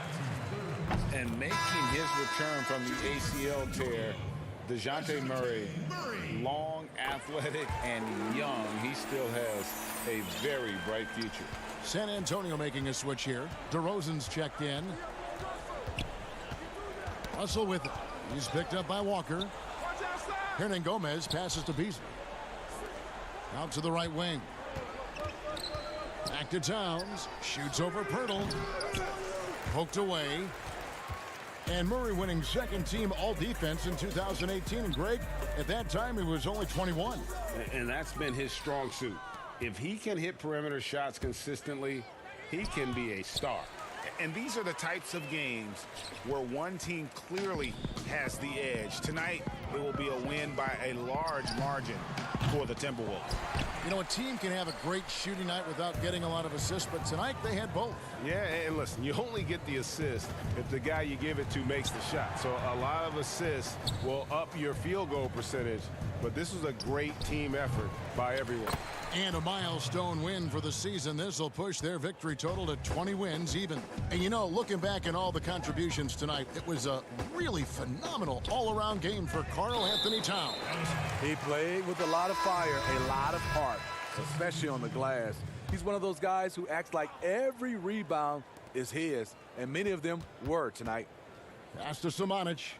7-second difference, shot and game clock. Here's White. It's deflected.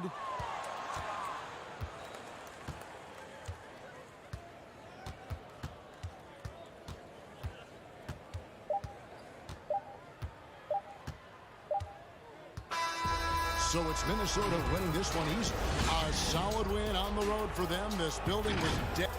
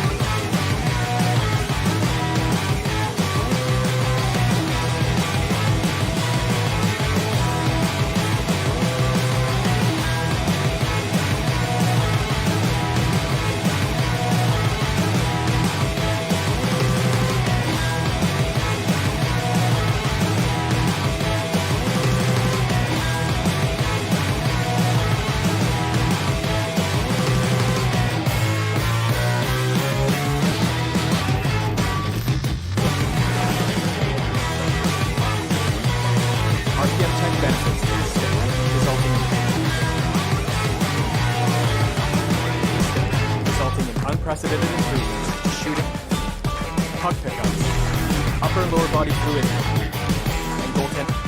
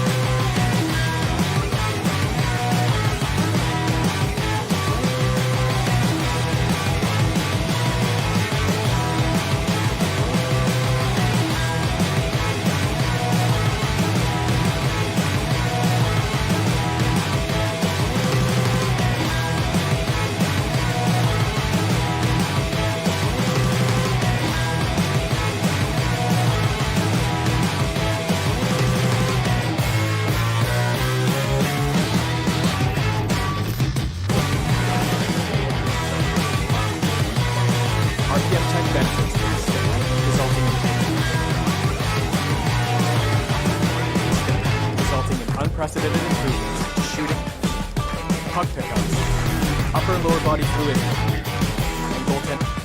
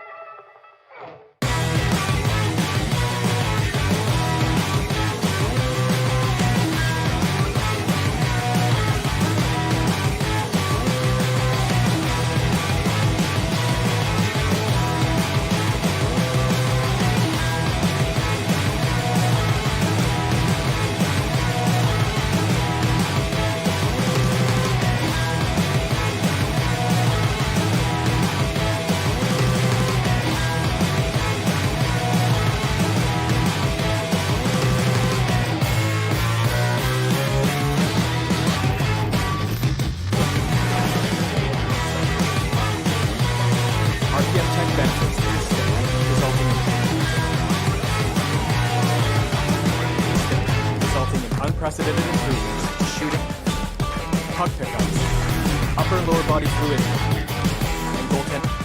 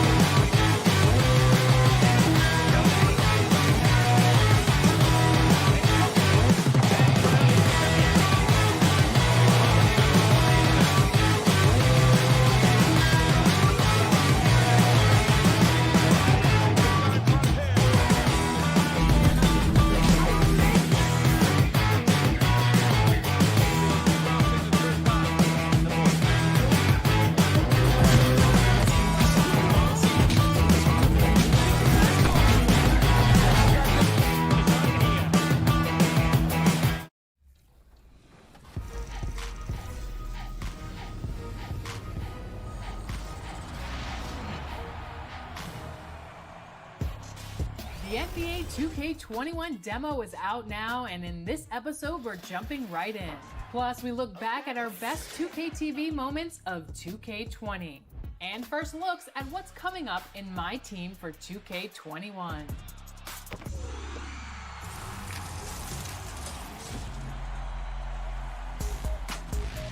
Welcome to a special edition of 2K.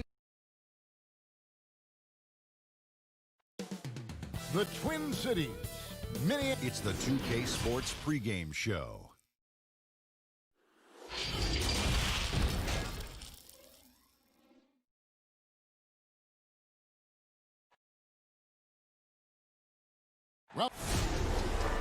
Great DA, thanks. It's getting late in the season. Let's see how the standings are out west. You look at the Grizzlies. They're holding the edge for the last playoffs. I am sure they'd feel better if they could jump up a couple rankings. And checking out Minnesota, quite a few spots down the ladder right now. And when you look at Memphis, they've shown me some very good things this season. But that next step, those qualities that could make them true contenders, just haven't been there. Yeah, and I'm sure they're disappointed in that. I mean, they were hoping to take that next step. Look at the opening lineup for the Memphis Grizzlies. Jackson and Valanciunas, they're in the middle. Morant and Brooks manning the backcourt. And it's Anderson in at the small forward position. And for Minnesota, we've got D'Angelo Russell. Also Malik Beasley out there. And it's Okogie in at the 3 spot. And it's Morant missing. Here's Minnesota.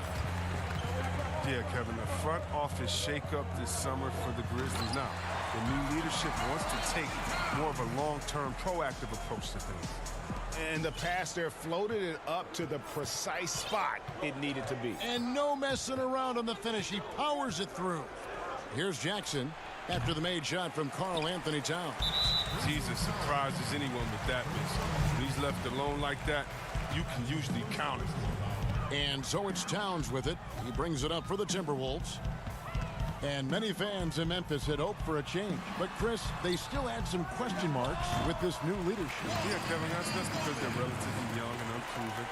Former lawyers rather than basketball minds. But we're seeing that league-wide, teams are going with former agents and lawyers in their front office. So it's the Grizzlies now after the basket by Minnesota. Brooks dishes to Morant. And Valanciunas kicks to Brooks. 5 to shoot. Now the pass to Jackson. Memphis needs to get off a shot here. The Grizzlies with another miss. For Minnesota, they've gotten their first 3 shots to go in for them to start off this game. Back to Hernangomez. Yep, that one goes in there. Hernangomez has got 6 points. The ball movement on this run has been fantastic and is a big part of why they've been able to get these good looks. Morant passes to Valanciunas, and here is Brooks, defended by Towns. Towns against Valanciunas. Here's Morant. Valanciunas trying to free himself up, and finished off by Morant. Well, just another example of why you run plays through Morant. I mean, he makes great decisions with the ball in his hands. Russell passes to Okogie. Beasley for 3. They get it again. He can't get it to go. Looking at the last game for the Timberwolves, it was a loss to the Rockets in Houston. Here's Morant. Oh, wow! Nice. Are you for real? Morant way up. That was fire. And purely from a physical standpoint, Ja Morant has it all. The height, the long arms, the frame to put on more weight. And few players are more explosive athletically. Here's Valanciunas. Anderson against Beasley. And Valanciunas kicks to Brooks. From deep. The putback. Tough break there. Shot after shot. They couldn't get anything to fall. Hernangomez with the ball. He's picked up by Morant. And that one is good by Beasley. And with Morant, you not only get the physical attributes, Greg, you get the mental toughness and awareness. Yeah, this kid loves to compete. The bigger the game, the bigger he plays. I think we're looking at a potential all-NBA performer when it's all said and done. Taking matters into his own hands. Yeah, we didn't expect to see that kind of finish. No, but his teammates love that kind of energy, fellas. I mean, dunks like this demonstrate leadership. Russell, no luck. And on an open look like that, he's very gifted at making the weak coverage pay. And the shot goes in. With the long frame and adequate strength. I mean, Anderson, he one-ups the defender on that shot. Hernangomez finds Beasley. Timberwolves passing it around. Russell gets an open look and hits. Just such a well-rounded offensive player. He's got a little bit of everything. Shot clock and game clock separated by less than 6 seconds. Pass to Jackson. Anderson outside. Pass to Morant. Uses the glass to finish the layup. Morant's got 8 points. Well, this is the attitude Anderson brings. A selfless player who loves giving it up to his open guys. That's good by Hernangomez. Yeah, another nice bucket down low. They've really been able to work the ball into the post effectively here so far. We'll return shortly.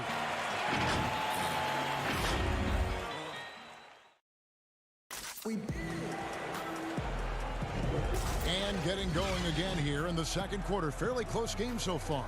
And let's quickly break down the game we're watching with the Timberwolves, guys. Impressive start. They came in with a well-conceived game plan and have executed. Well, yeah, this is their preferred pace, and it's gotten them out to an early lead. And a moment now to reset the lineups, courtesy of Gatorade, all fueled up for the second quarter of basketball. And yep, we thought we might see it. And the coach's challenge has been triggered on the personal foul call. And I think when it comes to some of the more difficult calls to make, personal fouls can be tough. The action is so fast that it's really tough to catch everything in real time. The wonders of technology, Greg. We've seen replay reviews so effectively, and involving the coaches by being able now to challenge like this is something a lot of people have been hoping for. And the announcement on the review is that the foul was called in error. So they have determined, Greg, to overrule the original call. And guys, this is what it's all about, getting the call right. And I think in this case, the video review showed that while it was a tough call to make on the floor, they got it right with the review. And that one is good. Here's Melton. Chris, are there specific types of plays where you feel the whistle gets blown maybe a little too often and a little too early? Well, sometimes for a guard, when he's defending the guard and the pick and roll comes and he fights through that pick, and as a guard or offensive player, I can stop and make you bump into me and shoot the ball. I think the refs just have to be smart with it. Sometimes it's a foul, but every time it's not, just because of the situation or the flop. And also, you just don't want players to be bailed out when the defender is in a good position. But that's what makes the game so great, is the fact that as an offensive player, you got to try to manipulate and find out where you can sneak yourself in the gray areas of the rules. And as a defensive player, how can you use your skill, your will, and then your IQ not to get caught with your hand in the cookie jar? While we have a break, we can see which teams have made the most of their second chance opportunities over the last 10 games. Second, the Grizzlies. I mean, you love their aggressiveness, not settling for one shot offensively, but really running down those loose boards and converting for extra points. The shot by Layman, no good. Oh, defense, they just took that possession off. I mean, they get away with it that time, but they got to show some more aggression. And let's check out the stats for Johnson. He's had an impressive second half of the season, averaging 12 points, 4 rebounds, and 3 assists. Guys, he's a difference maker off the bench. Steps into that front court and more than holds his own. Well, it's his willingness to bang down low or move opponents off the block. Those are valuable contributions. The potential is there. For Clark, it's about expanding the range so that it makes him more versatile offensively. Moving it around, 8 of their last 10 coming off assists. Allen with it. He's still scoreless so far in this one. Out of bounds. Minnesota takes possession. Not a fan of those kinds of passes. Quarter number 2. We're about 2 minutes in. Noel hits it from three-point range. And it's a 9-point Timberwolves lead. He'll do some damage if they give him that shot. Don't give him a clean look. Get out there on him. Passes it to Jang. Allen outside.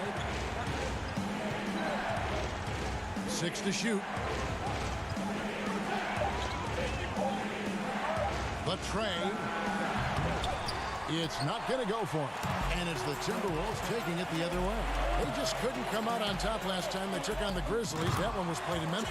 Yeah, and their last time out against this club, turnovers really did them in. Just way too many mistakes. Well, how often do we hear it, Greg? I mean, you got to take care of the basketball. I mean, they got to be much more disciplined tonight. Here's Melton, and foul on the shot, so he'll get a chance at the line. We heard this the other day, the NBA announcing the development of the BAL, the Basketball African League. They feel there's a lot of untapped potential there. I would tend to agree. I'm so excited. I already put my name in the hat to go out there and work with and help develop these kids. Oh, yeah, I'm excited. I mean, just think about this. You want to know what type of talent is out there? Let's just start with Akeem. Then we go to Mutombo, Embiid. He's from Cameroon. How about Antetokounmpo, who has Nigerian parents? I mean, we can keep on going. How about Ibaka helped by Siakam? Oh, my goodness. Yes. There's some talent out there, baby. And, yes, I'm excited for the BAL, the Basketball African League. Africa, stand up, baby. How about the recognition from Culver? Terrific at realizing when the defense has broken down. Now here's Morant, guarded closely. Out to Brooks. The pass to Morant. Memphis moving that ball around. Melton, no good. And the Timberwolves with possession. They're on a 15-5 run here. Back to Johnson. Culver passes to Towns. Shot from the wing. Nice D from Brooks. The shot's there for him, and he's got to take it. I don't care if he doesn't convert. That's a shot he has to continue to take. Timberwolves leading by 11. Culver dishes to Towns, and they call the foul, so he's got the and one chance here to make it a three-point play. And this has been a great job of just getting into the middle of that defense and really scoring effectively from the paint. Looking at who's out there now for the Grizzlies. Valanciunas, he's checked in for Gorgie Dang. Jackson comes in for Clark, and it's Kyle Anderson in for DeAnthony Melton. Johnson with the block. And now here's Johnson, a fast break chance. Here's Russell. That's in there. Johnson with the assist. Russell's got his second basket of the game. Great teamwork punctuated by a strong finish. Perfect example of how to run the break the right way and get a great look. Here's Morant. Count that bucket. As hot as he's been, it still has to be him who leads the charge and helps turn this game around. There's the lob to Towns. Stolen by Jackson. To the middle. And here we go. Morant heading to the hoop. So good at making plays in the open floor, whether Morant's running the break or finishing. Russell from long range. And so it's Minnesota up by a dozen here at the end of the quarter. What a night they've... All right, thank you, David. And folks, don't go away. After the break, we'll see you right back here for the start. And now, the 2K Sports Halftime Show. Hey again, everybody. I'm Ernie Johnson. Shaq is here. It was a closely contested first quarter for Minnesota. The biggest lead they were able to get out to during the first period was 6 points. And that does it for our...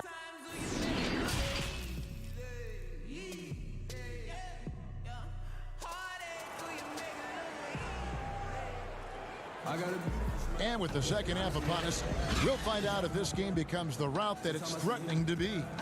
You have to like what you're seeing from John Morant.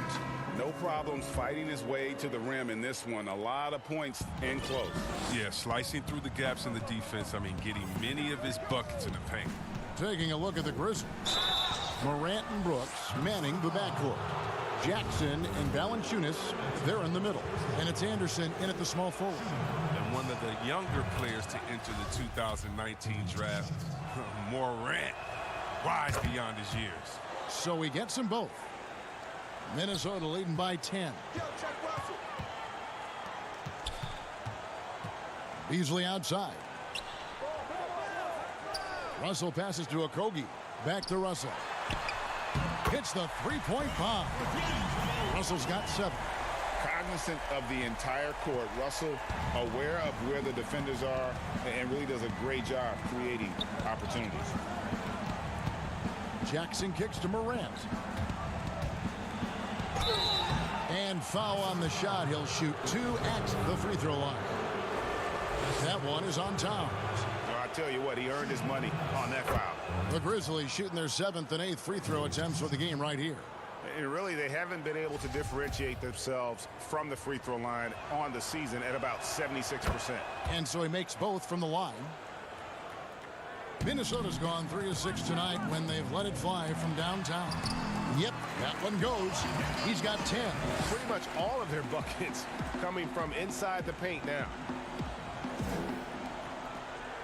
The Grizzlies trail by 13. Here's Valanciunas, and the dunk by Valanciunas. Well, this is why Morant's teammates love to play alongside him. I mean, exceptional vision, and he's incredibly unselfish. And Kyle Anderson gets the whistle that time. That is his first foul of the game. Here in this third quarter, just over a minute play. Towns with the bucket. Assists like that have typified their effort today. Terrific ball movement. Now here's Morant. He's guarded by Russell. Here's Valanciunas, and he slams it down right on top of Karl Anthony Towns. Oh, it's tough trying to alter his focus. I mean, Valanciunas is great at staying in control. Shots good by Hernangomez. When you allow good scorers to get uncontested shots at the rim, no wonder you're losing. Yeah. Horrible effort. It appears they may be on the brink of giving up. That should give them a nice little jolt. Yeah, it has to. They need a jolt, GA. Hey, guys, you think he was sending a message on that one? He doesn't like losing. Brooks against Beasley. From outside the arc, it's rebounded by Towns. Towns has got his 7th rebound here tonight. Well, that's their first miss after hitting 3 in a row to start the half. I mean, I guess it had to happen sometime. Okogie, the pass to Towns. And that one goes long. But only the first miss of the second half. They've come out here with authority. Here's Morant. Up again. It's rebounded by Towns. And it's Towns with the ball. He'll bring it up for the Minnesota Timberwolves. At one point, they led by 16.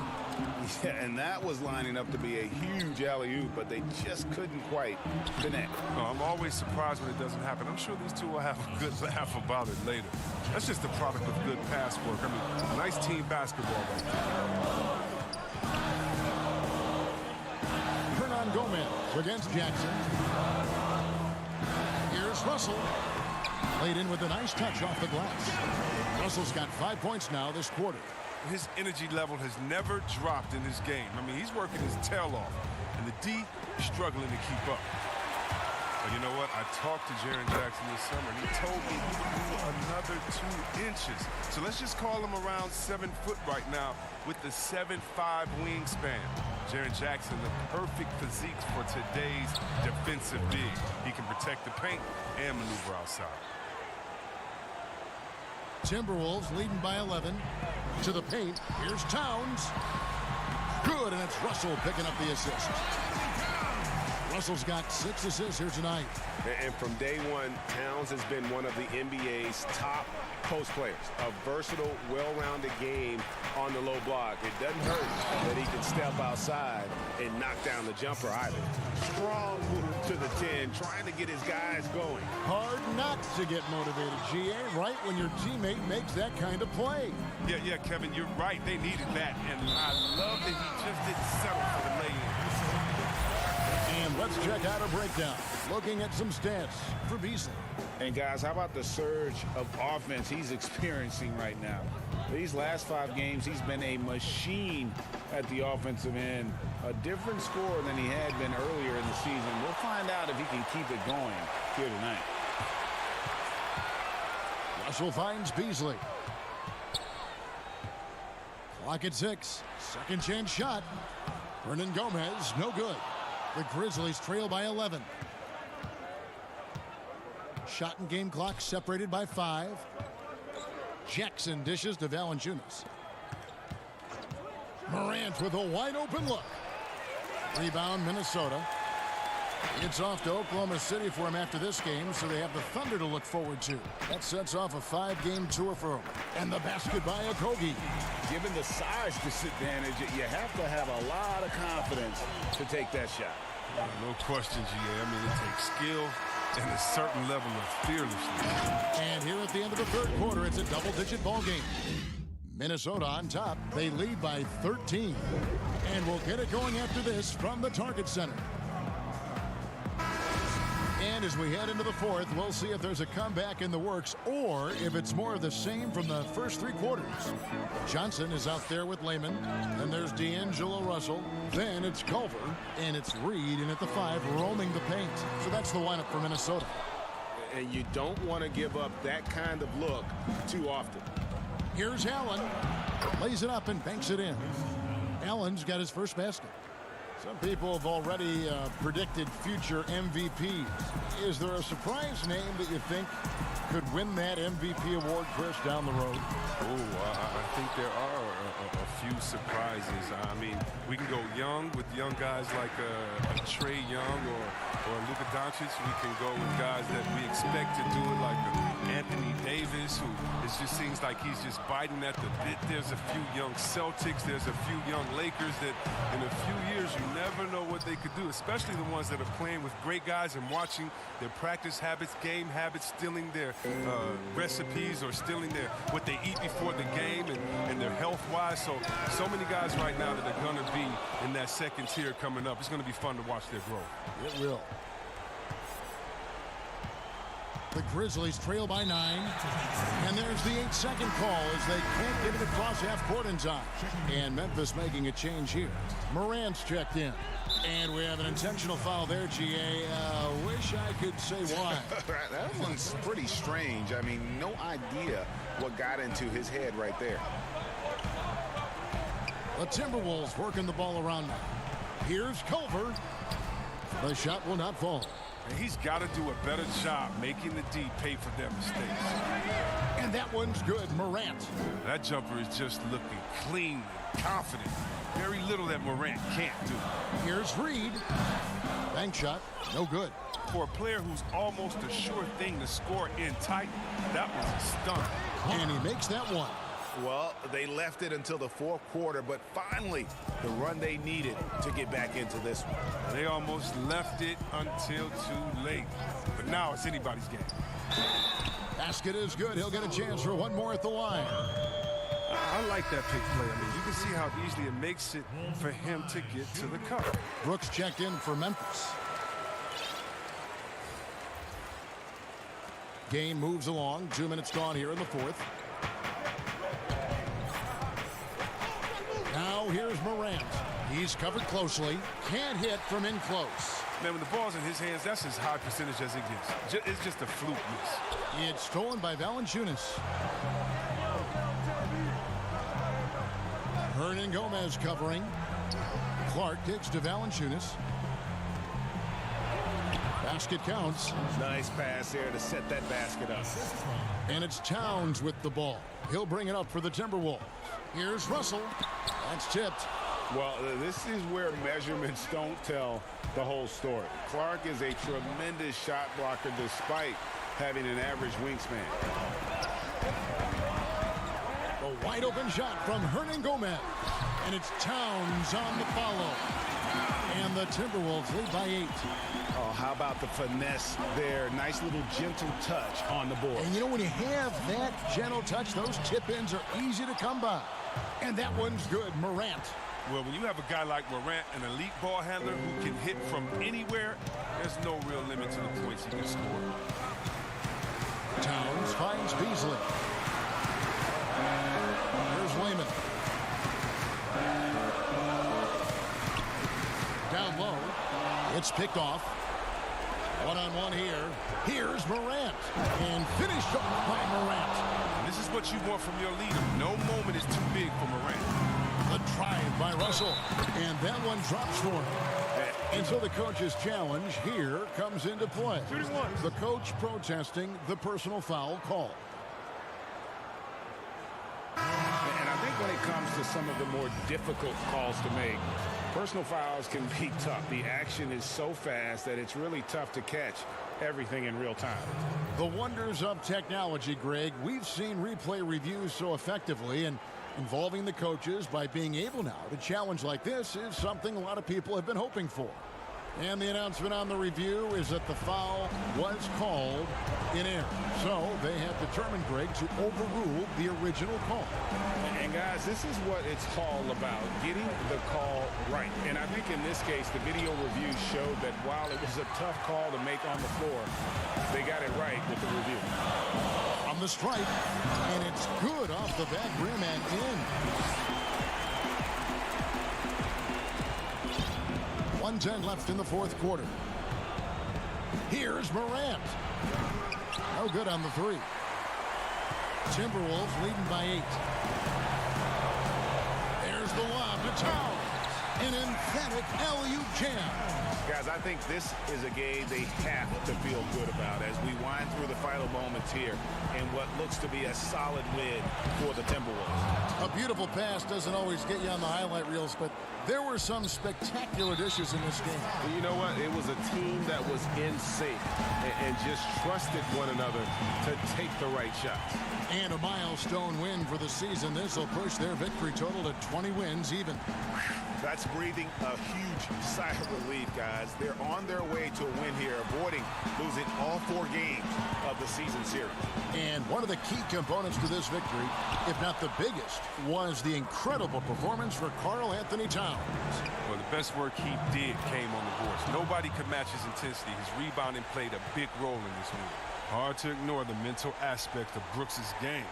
I mean, he's locked in when it matters most. Minnesota with the ball. 6-point game. Shooting for Minnesota. He hits the first one, and that makes it a 7-point lead. And so both free throws are good, and it's an 8-point game. Being a lottery pick often comes with high expectations, but Russell has shaped into a quality NBA player. And it's Towns on the follow. And you can sense that these fans, these players, they are ready to celebrate. And you know they are, sure. I mean, come on, the finish line is in sight. All they have to do is play it smart. Also looking it over.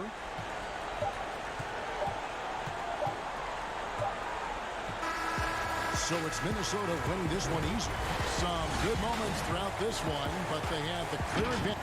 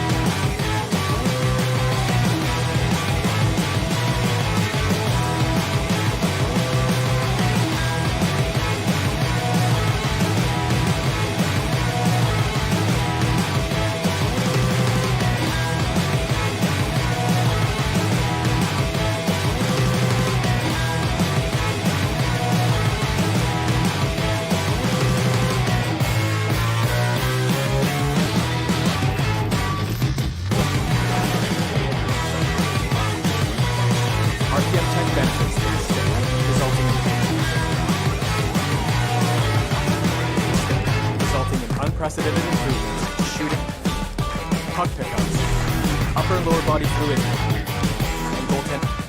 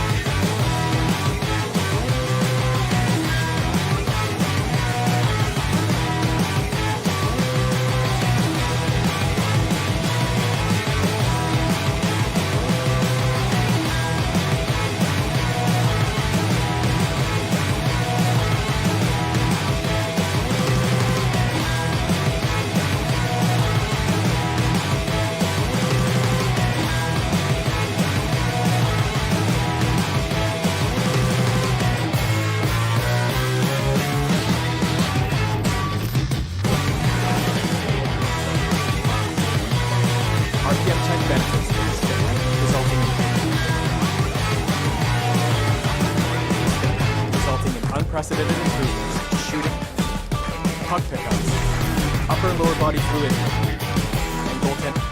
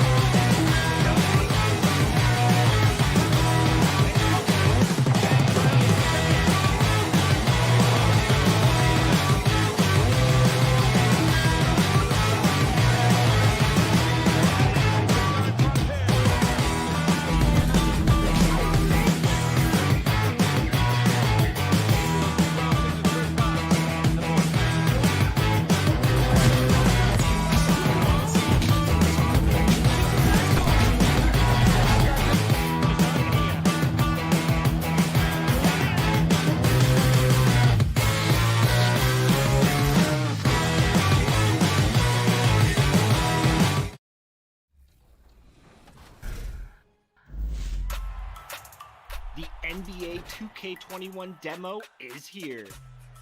And in the demo, you can get a head start on your My Career by jumping in and trying out the My Player Builder.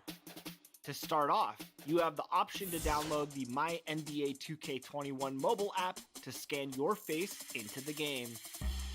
Once you're good with your appearance, it's time to try out the builder. And there were a few sharp-looking guys getting off the Pelicans team bus earlier on.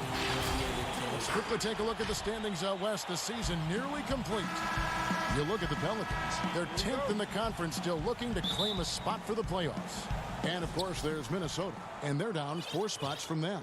And I think for New Orleans, they haven't had the great season that some were expecting, but it hasn't been a disaster. They just need a few things to go right for them down the stretch. It's an amazing thing. If you can get a couple of wins, generate some momentum, you've got to believe they'll be just fine. And the starting lineup for the Pelicans, Zion is the 4 with Favors at the 5. Holiday and Ingram out on the perimeter. And it's Ball in at the point guard position. And for Minnesota, Beasley is out there with Russell. Then it's Karl Anthony Towns. And it's Hernan Gomez in at the power forward. Fast break, Minnesota. Beasley with it. Now defended by Williamson. And he gets the whistle. 2 free throws coming up. And Doris last season, rookie Josh Okogie ended up contributing more than the franchise thought he would. Yeah, he was terrific as a 3-and-D player for the Wolves. This guy could end up being the steal of the draft, sort of in that Robert Covington mold. He hits the second from the line. A lot of opinions, Doris, on who may be named the coach of the year. When you look at the criteria for you when you're voting, what do you look at? Well, obviously, you think about who has the best record. That's the first thing you look at. And what has contributed to that best record. But it isn't only about that, right? You have to consider, number one, what's the roster challenges that head coach may have had to overcome? Did he have to deal with any mid-season trades? There are so many things that go into making up a great year as a basketball coach in the NBA. So many things. To the paint, stolen away. Nice job to interrupt the alley-oop attempt there. Outside Holiday. First 1:30 gone here in the first quarter. Williamson dishes to Favors. And he could not get that one to go. Out of contact, and he'll go to the line for 2. That one is on Towns. Well, let's remember, this guy is 6'10", 265 pounds of nothing but force. Go to work, Derek Favors. And one of the best defensive big men in the league, Derek Favors. You're right, Kevin, because he's got the body to play bully ball, but the lateral quickness to deal with smaller players. When this guy gets down in his stance, he can cover some ground defensively. There's real synergy in play right now on the offensive end. The pass was right where it needed to be. Now about 2 minutes gone here in the first quarter. Williamson kicks to Ball. New Orleans moving the ball around. And it's Williamson missing. I'll tell you, most of the time this guy's going to finish that. But that was tremendous defense that prohibits him from completing the play. And stolen by Favors. Holiday left side. And that one hits back iron. That's another miss. Already they've missed 3 out of 4 to start. It's blocked. And when Zion blocks it, you feel it. He's got this kind of power behind these swats. Johnson, he's checked in for Juan Hernangomez. New Orleans also making some changes. Hart, he's checked in for Favors. And J.J. Redick is subbed in for Lonzo Ball. And play stops. Whistle on what looks to be an illegal screen. And a moment now to check out the numbers for Ingram. Getting around 24 points per, 6 rebounds, and 4 assists. And he brings it for them every game on the offensive end. Well, I think you can tell he relishes this role, being the catalyst on the offensive end, night in and night out. Layman, he's checked in for Josh Okogie. Ingram attacking. Hart, no good. Minnesota leading by 3. Beasley with a clean look. And once again off the mark by Minnesota. To the middle, trying to end the drought. The putback, he hangs in there and cashes in on the second chance points. And folks, he did not luck into that one. He knew just where he wanted to be to grab that backboard. And there's the pass to Layman. Lets it go from deep. It's good. He makes his first shot of the game. When he's hitting that shot, this offense becomes scary. Even more difficult to defend. And what happens is the court just opens up. You like seeing him get into a rhythm from outside the arc. Love it. And it's Williamson missing. And not allowing the shooter even an inch of breathing room on that one. Right. He stays connected, and great timing on the contest. Towns. Offensive rebound. Out to Russell. Takes the three. And again, Minnesota with the triple. Oh, great ball movement there. Pelicans trail by 7. Holiday left side. Passes to Ingram. 51 seconds left in the first quarter. Williamson, the pass to Ingram. 4 on the clock. Knocks down the 3 ball. The real. Come at us, and we're coming right back at you. And you would expect nothing less from these two, taking pride and making plays. And Towns throws it down. Oh, oops, the alley. A gorgeous delivery to Towns. Redick dishes to Williamson. Inside. And the dunk by Williamson. Well, known for being a terrific passer, he shows you right there. Case in point. And it's Towns with the ball. He'll bring it up for the Minnesota Timberwolves. 4-point game. On its way from Beasley for 2. And it's Williamson with the rebound. New Orleans gone 1 of 2 from long range in the first quarter. Holiday, the pass to Williamson. Outside Holiday. Lets it go. No good that time.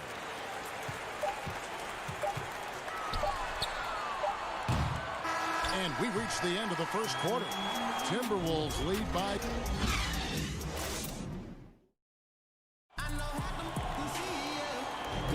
And for those of you just tuning in, the second quarter of action is where we're at right now.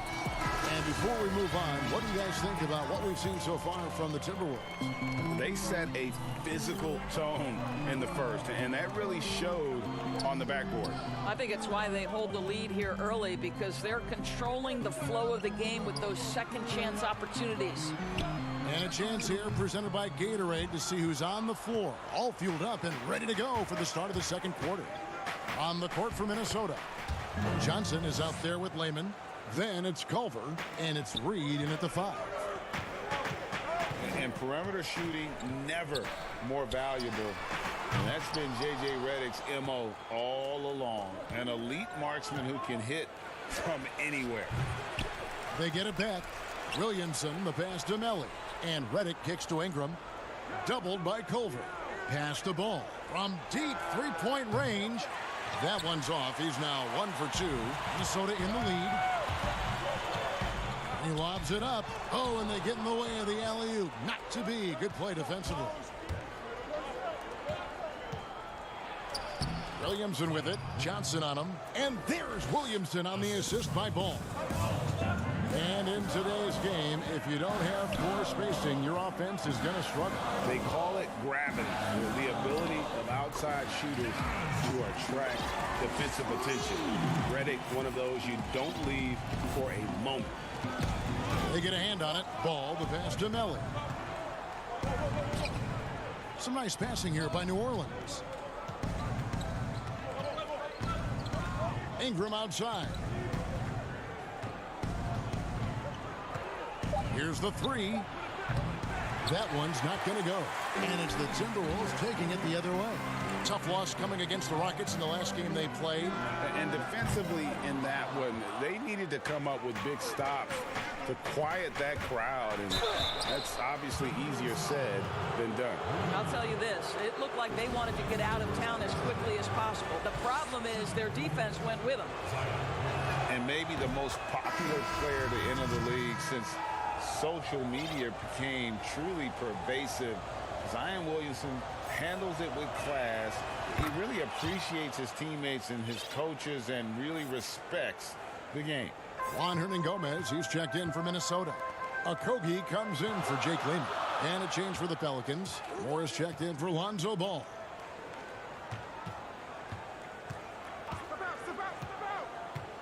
Back to Hernangomez. And now the Pelicans on the break. Ingram's running. That shot is no good. And he's 1 for 3 from the floor. Noel. And it's Melly with the rebound. Boy, what a nightmare quarter for this guy. He's playing right into the hands of the defense at this point. And talking to stars in this league, even they want to see what Williamson's going to do next. We talk about the leaping ability at his size, the handles, the shot making. But what really stands out when you watch him live, the instincts, being at the right place at the right time and always seeming to make the right play. Redick surveying the D. From deep. That shot misses.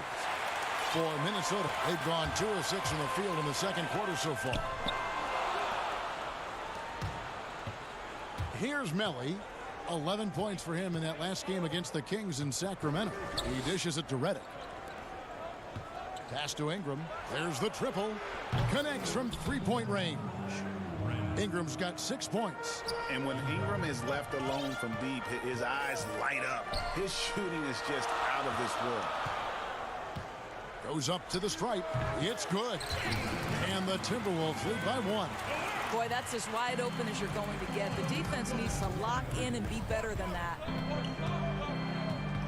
Williamson, the pass to Melli. And the layup is good. And those are the kind of nice inside looks they've gotten here in the first half. And he banks in the layup. And that attacking mindset. When Culver sees an opportunity like that, he just grabs it. 51 seconds left in the first half of the game. Over to the wing. Here's Williamson. Nice 4 for 7 from the floor with that shot. You can see it. Once this guy gets his rhythm, he is so hard to slow down. What an excellent night for him and his team. Moore with the steal. Gotta recognize the situation, trying to get a 2-for-1. Well, this is where the play call is crucial, right? If you're in a 2-for-1, you've got to get the first shot quickly. Shot clock at 6. Here's Ingram. Misses the wing J. The game has been very close in a lot of areas, but rebounding has been the one differentiator thus far. Here's Okogie. And again, it's Minnesota converting. And we've seen several lead changes tonight. Neither team giving an inch. And right now you love the chess match, right? The ability of each side to adjust to what the other is doing.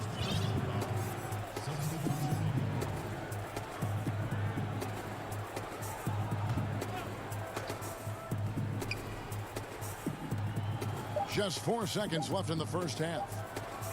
Good if it goes. And the last second attempt doesn't fall. And all right, Dave, thank you. And time now for the halftime break with the third quarter soon to follow. It's the 2K Sports Halftime Show. Welcome back to 2K Sports, everybody. It was a closely contested first quarter for Minnesota. At the end of the period, they held a 4-point lead. They were outscored by just... And that'll...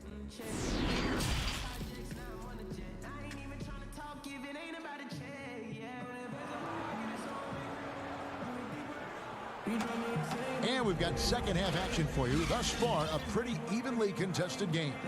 Zion Williamson with a strong contribution so far, guys, in this one. He's done a fantastic job of finding open space to operate within the first few quarters. One of the things every player is after is efficiency at the offensive end. And boy, this young guy has done just that. So for New Orleans right now, Ingram the 3 and Zion the 4. Ball and Holiday combine at the guard spots. And it's Favors in at center. Rocket 2. Towns, no luck.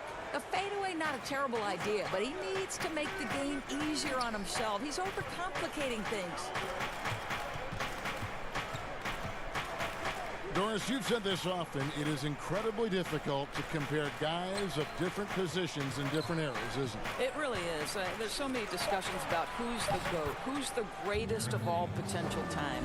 And there are certain names that are always going to pop to the top of the list, LeBron James. But it's very difficult to me, say, to compare a Kareem Abdul-Jabbar, one of the greatest to ever man the center position, have the impossible to check sky hook.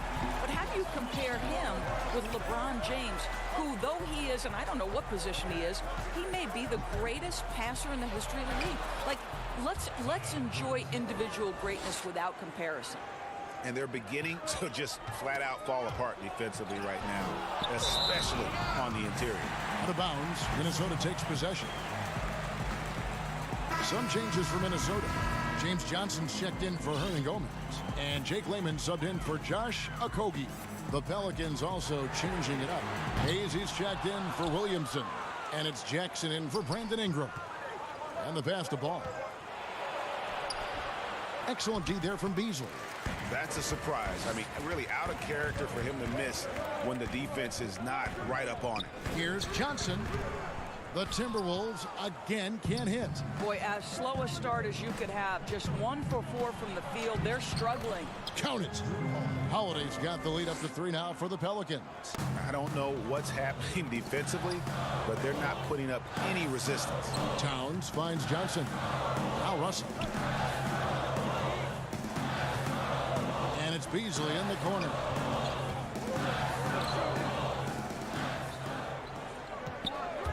Just 5 to shoot. Towns trying to get open, and Beasley gets it to go on the assist by Johnson. This guy is a pick-your-poison kind of player. Very hard defensively to cover all your bases with him. Right side Jackson. And it's blocked. And now Minnesota on the fast break. Towns, great positioning on the putback. And the Timberwolves lead by 1. Well, there's a willingness to mix it up on the glass, and that's a big plus for Karl Anthony Towns. Hayes the pass to Holiday. Nice pass. Led him to the rack perfectly for the layup. Holiday's got his second bucket. And they are attacking the rim and getting great results. And Towns, a player who took a little bit of time adjusting from the college game at Kentucky to the NBA game, especially Doris on the defensive end. I do think you have to appreciate over the last several seasons Karl Anthony Towns' commitment to becoming a better defender.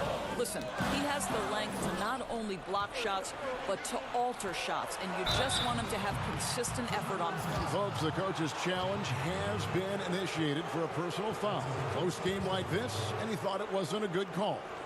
And this is the time now where the officials can review in closer detail what constituted the original personal foul. Getting a different angle can sometimes make it a lot easier to determine.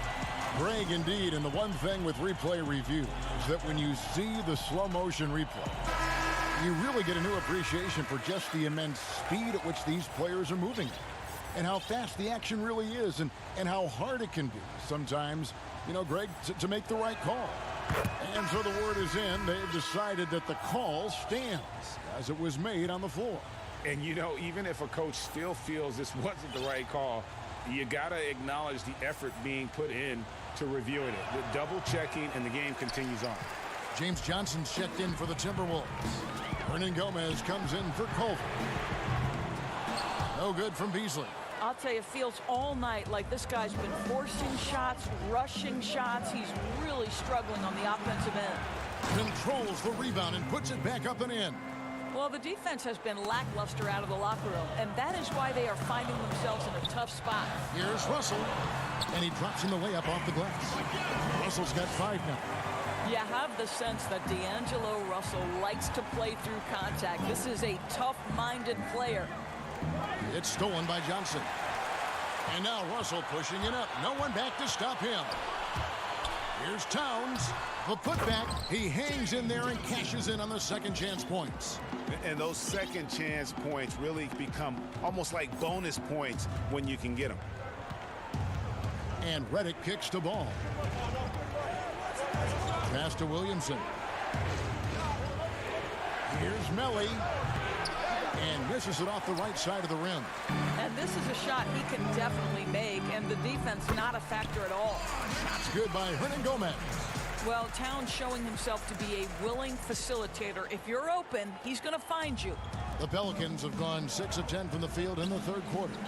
8-second difference between the shot clock and the game clock. Melly passes to Williamson. Pass to Melly. Kicks it to Ball. And that one clearly a foul. Gets the whistle, and 2 shots coming up. I tell you what, it's scary when you think about how much room Ball has to grow, when you factor in how efficient he is already. That free throw, no good. And he sinks the second. You know, he couldn't make all of them, and they'll have to settle for just a 1-point lead. Pass to Beasley. It's tipped and stolen by Williamson. And finished off by Williamson. Well, what a dunk artist this guy is. Whenever Williamson takes flight, you're just expecting to see something special.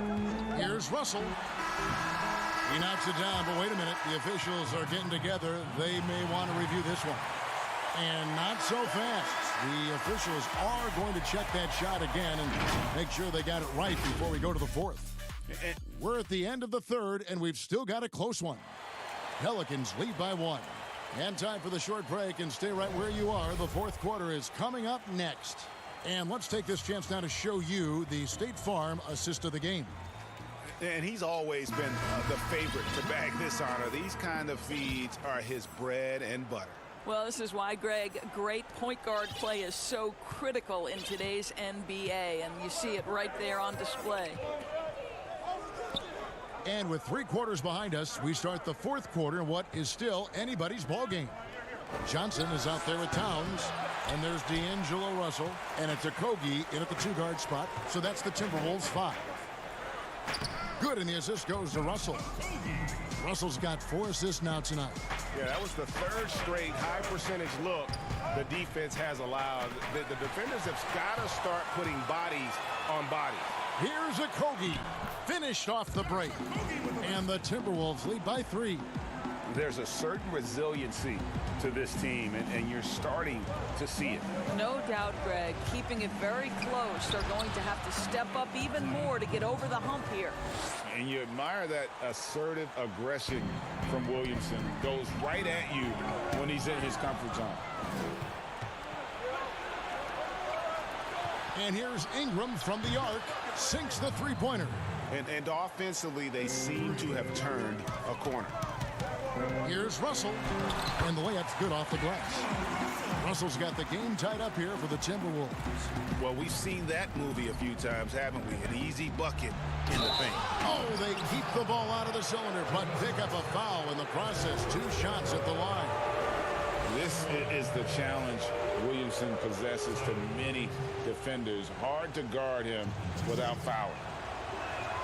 First free throw is good. And how much fun is it to watch this kid? I call Zion Williamson a kid, even though he goes about 280, and he has a certain composure that really belies his years. Minnesota making a switch. Beasley's checked in. J.J. Redick's checked in for New Orleans. Holiday comes in for Frank Jackson. There's the pass to Ingram. It's stolen by Johnson. Knocked away. Okafor with the steal. Towns with the steal. That one falls. And now a 3-point Timberwolves lead. And the crisp passing has opened things up for them offensively. And with Williamson, it's not just the obvious stuff that impresses you, Greg. It's the little things as well, the attention to detail. You know, Kevin, one thing that stands out to me, every time I see this young man, the eye-hand coordination, whether it's on steals, deflections, block shots, he always seems to pick it clean. And now the Pelicans on the break. It's rebounded by Towns. Towns has got rebound number 8 here tonight in the game. And they've had the edge in rebounding all night long, and none bigger than that one right there. Hard to imagine them losing this game if they can keep shooting like that. And Holiday kicks to Ingram. Back to Holiday. Passes it to Williamson. 6 to shoot. From deep. They get the rebound. Outside Holiday. Ingram against Johnson. Ingram dishes to Okafor. Will it go? Count the bucket coming off a perfectly placed assist. Okafor's got his first bucket in this one. And Ingram isn't just a sensational scorer. He can also dish the rock. And the basket is good. Oh, what a pretty pass. Throw to the open spot. Lead your teammate perfectly. Redick with it. He's up against Beasley. Look at the clock. A little under 3.5 minutes gone here in the fourth. For three, Ingram.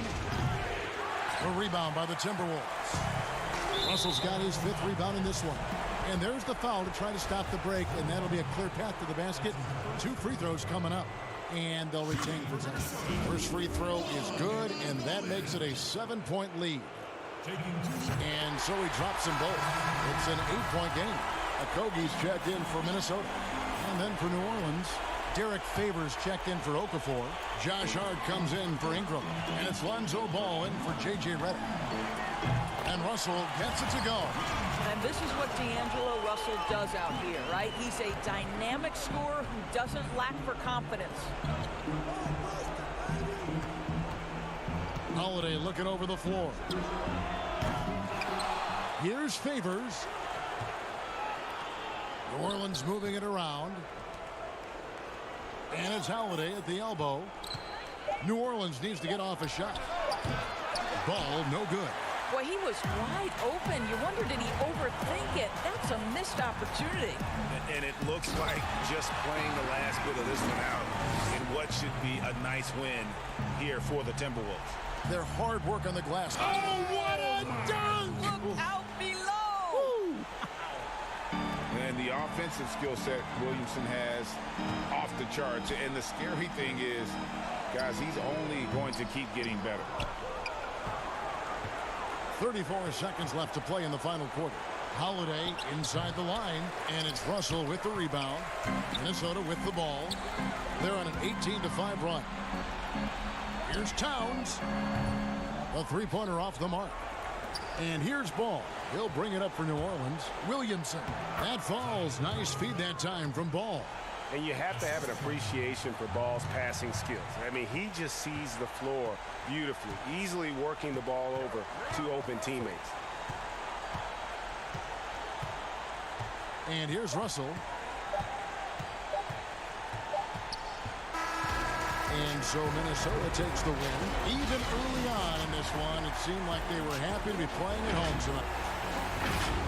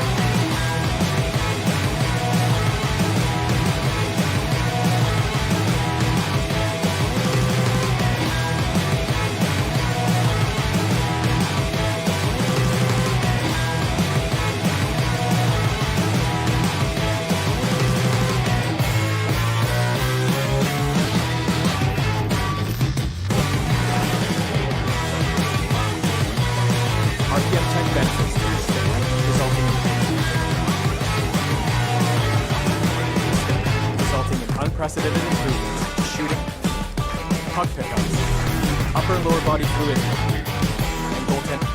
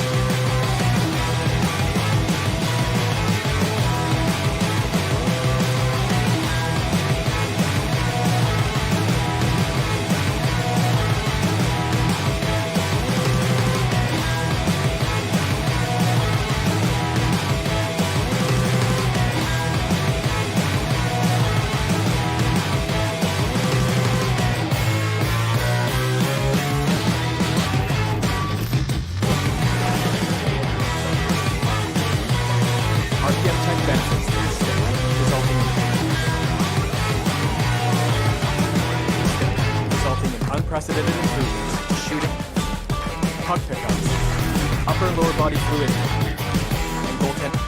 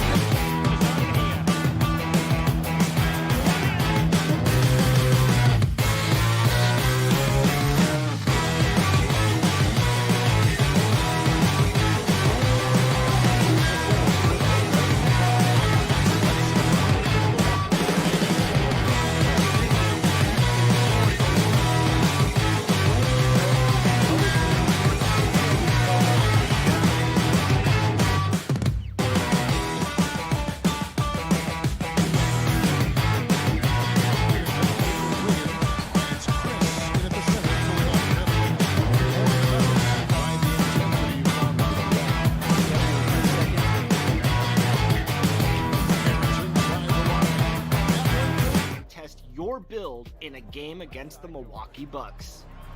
Yes, and it's my player picking up the assist. And if you're not feeling one of your builds, you have the ability to make 6 total builds and play 1 test game for each one. In the NBA 2K21 demo, you can also hit. And a glimpse inside the locker room. Players' final few moments to well, guys, great vision. David, thank you. And a quick look here at some of the numbers for Beasley. And guys, how about the surge of offense he's experiencing right now? These last 5 games, he's been a machine at the offensive end. A different score than he had been earlier in the season. We'll find out if he can keep it going here tonight. And the starting group for the Spurs. They've got Pirtle. White is out there with DeJounte Murray. Then it's DeRozan, and it's Walker in at the 3 spot. And for the Timberwolves, Beasley is out there with D'Angelo Russell. Then it's Karl Anthony Towns. And it's Hernan Gomez in at the power forward.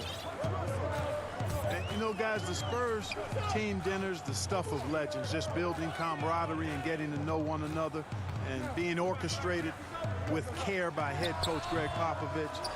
They enjoyed the finest restaurants and great food and drink, but the fellowship and camaraderie, probably the most important part of those dinner gatherings. And just about a minute into the first quarter. That pass into the paint, that is a work of art there, dead on target. And it's the Spurs ball. They want to keep it rolling here following the win against Dallas. And that one was all about offensive execution, running your plays, picking your spots. Yeah, you know, not deviating from the game plan is critical. You've got to trust in the system. Clark, the act of getting dinner, sitting down to a meal. As a team, it brings people together. It really does, guys, and I can't overstate it. When you get a chance to know your teammates off the court, it adds to your ability to play for them on the court. It can't always be just about grind, grind, grind. There has to be some compassion, some caring, some understanding. And sometimes the best places to do that are at restaurants with good food and good drink. He gets that one.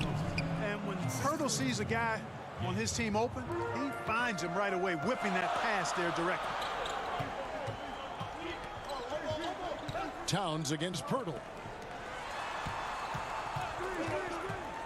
Russell inside. Here's Towns. Good, and it's Russell picking up the assist. You know, you're going to have success when you can start out shooting 80% from the game. So early offensively, they've been great. That's the way you like to start. You never have to worry about DeRozan going soft. I mean, when he gets inside, he's taking it strong to the rack. Here's Russell. He's now 1 for 2 with that bucket. And once he got to the 10, I think he was surprised to find himself that wide open. Well, this early, they should be showing a lot more energy on defense. It's not there. And the basket by DeRozan. You know, we know Murray's got some creativity to his passing game, but no need to be creative there. I mean, he sees the wide open man and zips it right to him. Here's Okogie. He's averaging just around 8.5 points a game. Here's Hernan Gomez. Shooting foul. And here we go with the coach's challenge. Not surprised in a competitive game like this. And he's disputing the personal foul call. And I think when it comes to some of the more difficult calls to make, personal fouls can be tough. The action is so fast that it's really tough to catch everything in real time. The wonders of technology, Greg. We've seen replay reviews so effectively, and involving the coaches by being able now to challenge like this is something a lot of people have been hoping for. And the announcement on the review is that the foul was called in error. So they have determined, Greg, to overrule the original call. And guys, this is what it's all about, getting the call right. And I think in this case, the video review showed that while it was a tough call to make on the floor, they got it right with the review. And so it's Minnesota with it after the basket by San Antonio. And he lobs it up toward the rim. They are just killing him on the interior. Yeah, you can't say that with enough emphasis. I mean, the defenders are just not being aggressive enough down low. You got to play with some physicality in the paint. Now, here is Russell following the miss by DeRozan. Beasley, the pass to Towns. Hernan Gomez with the ball. The Timberwolves working the ball around now. Beasley kicks to Russell. 5 on the clock. Shoots over Pirtle. Up again. Great positioning on the putback. Well, I like the way Towns reads where the ball is coming off when it's missed. And he's got excellent timing as well and did a good job beating everybody to the ball. Now here is Pirtle. Still looking for his first bucket in this one. Walker. It's hauled in by Karl Anthony Towns. Towns has got his 4th rebound with that last one here tonight. Russell passes to Okogie. 17-foot shot on the way. That one's off. He's now 1 for 2. They've been looking out of sync offensively. Yeah, their offense has ground to a standstill. Murray is a spectacular talent. And when he gets going, watch out. Now here's Towns. He's got 6. Here's Beasley. Tips it, and it's Towns on the follow. Towns has got 8. How about he has yet to miss 4-4 to start? Yeah, he's setting himself up to be their go-to guy today. Boy, that is awesome defense, guys, against a capable finisher. Well done. I'm sure the coaches love that. Boy, he knows he should have knocked that one down, especially with the defense not giving much of an... Go! Yes! At the buzzer! Wow, what a way. Well, it's been a high-scoring competitive game through the first quarter of play. Timberwolves lead by 1. And back with the start of the second quarter in just a moment. Some good action already in this one, but a fairly even matchup after the first quarter of play. And guys, let's get your take on the scoring breakdown so far for Minnesota. You know, guys, we've really seen them do a lot of damage in the paint so far. Yeah, also, though, they've done a good job of pounding the offensive glass for second chance points. All fueled up and ready to go. Let's reset the lineups courtesy of Gatorade as the second quarter gets going. On the floor for San Antonio, DeRozan out there with Rudy Gay, and it's Mills, then it's Zeller, and it's Forbes in at the shooting guard. And it's Towns on the follow. He's got 10. And that's a pure hustle play, getting to the offensive glass for the tip-in. And that's the kind of quality you see in any strong offensive rebounder, isn't it? Definitely. You're not going to make plays like that unless you expend. And yep, we thought we might see it. And the coach's challenge has been triggered on the personal foul call. And I think when it comes to some of the more difficult calls to make, personal fouls can be tough. The action is so fast that it's really tough to catch everything in real time. The wonders of technology, Greg. We've seen replay reviews so effectively, and involving the coaches by being able to. A challenge like this is something a lot of people have been hoping for. And the announcement on the review is that the foul was called in error. So they have determined, Greg, to overrule the original call. And guys, this is what it's all about, getting the call right. And I think in this case, the video review showed that while it was a tough call to make on the floor, they got it right with the review. Towns kicks to Johnson. Passes it to Culver. And out of bounds as the Spurs gain possession.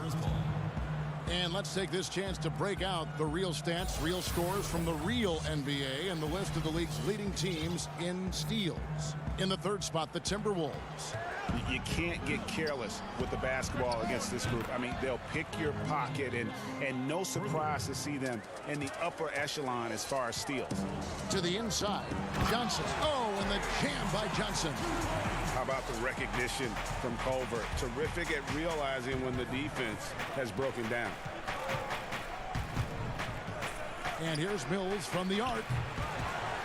Minnesota with the rebound. Towns has got 9 rebounds in the game, getting it done. Here's Johnson. Outside, Towns. He squares up and sinks it. Towns has got 12 points in the game. And at the offensive end, he's done about as much as they could have hoped for today. Zeller passes to Mills. Bangs home the trifecta. Mills has got a pair of triples in the second now for San Antonio. And one thing the Wolves have done well over the past few seasons, taking care of the ball. Yeah, you know, they squeeze it well.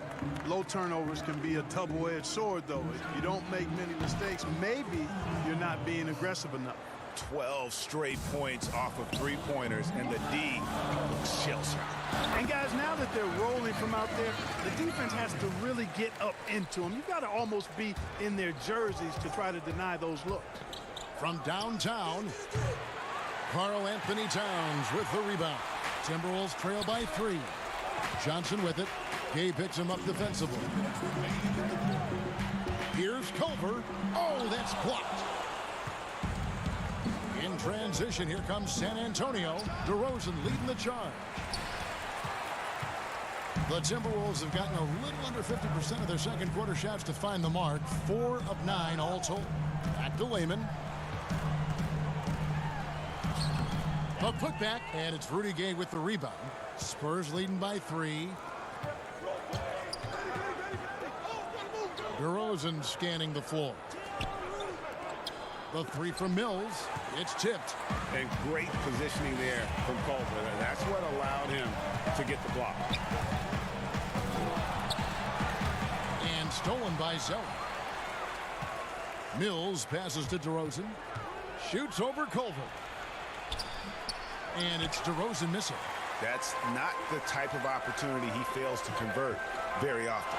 Noel draws contact on the shot, and now a three-point play chance as he'll head to the line. How about battling through the impact there and then willing that basketball in? Boy, it does your heart good to see that kind of determination in a player. Really excellent focus that time. And the Spurs making a change here. Jakob Poeltl's checked in for Zeller. Bellinelli comes in for DeMar DeRozan. Derek White's checked in for Brent Forbes. And Murray's subbed in for Patty Mills. Here's Reed. It's good. He makes his first shot of the game. No defensive pressure at all. I mean, that's not going to get it done against him. And then Gay with the dunk. So comfortable finishing on the move. It's very rare to see Gay off balance on his drives. Russell finds Johnson.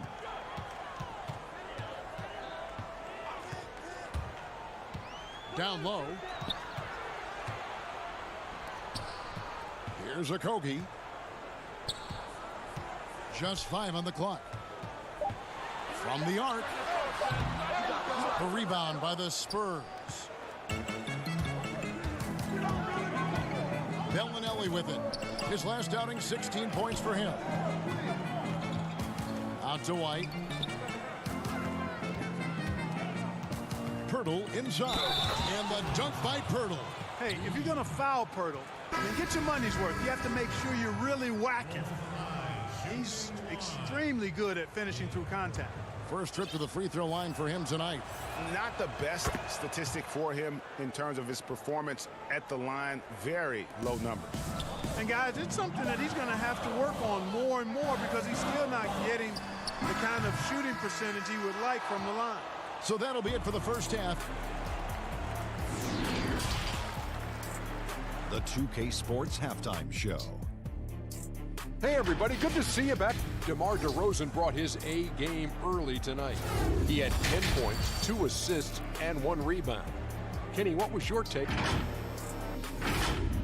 And that'll do it.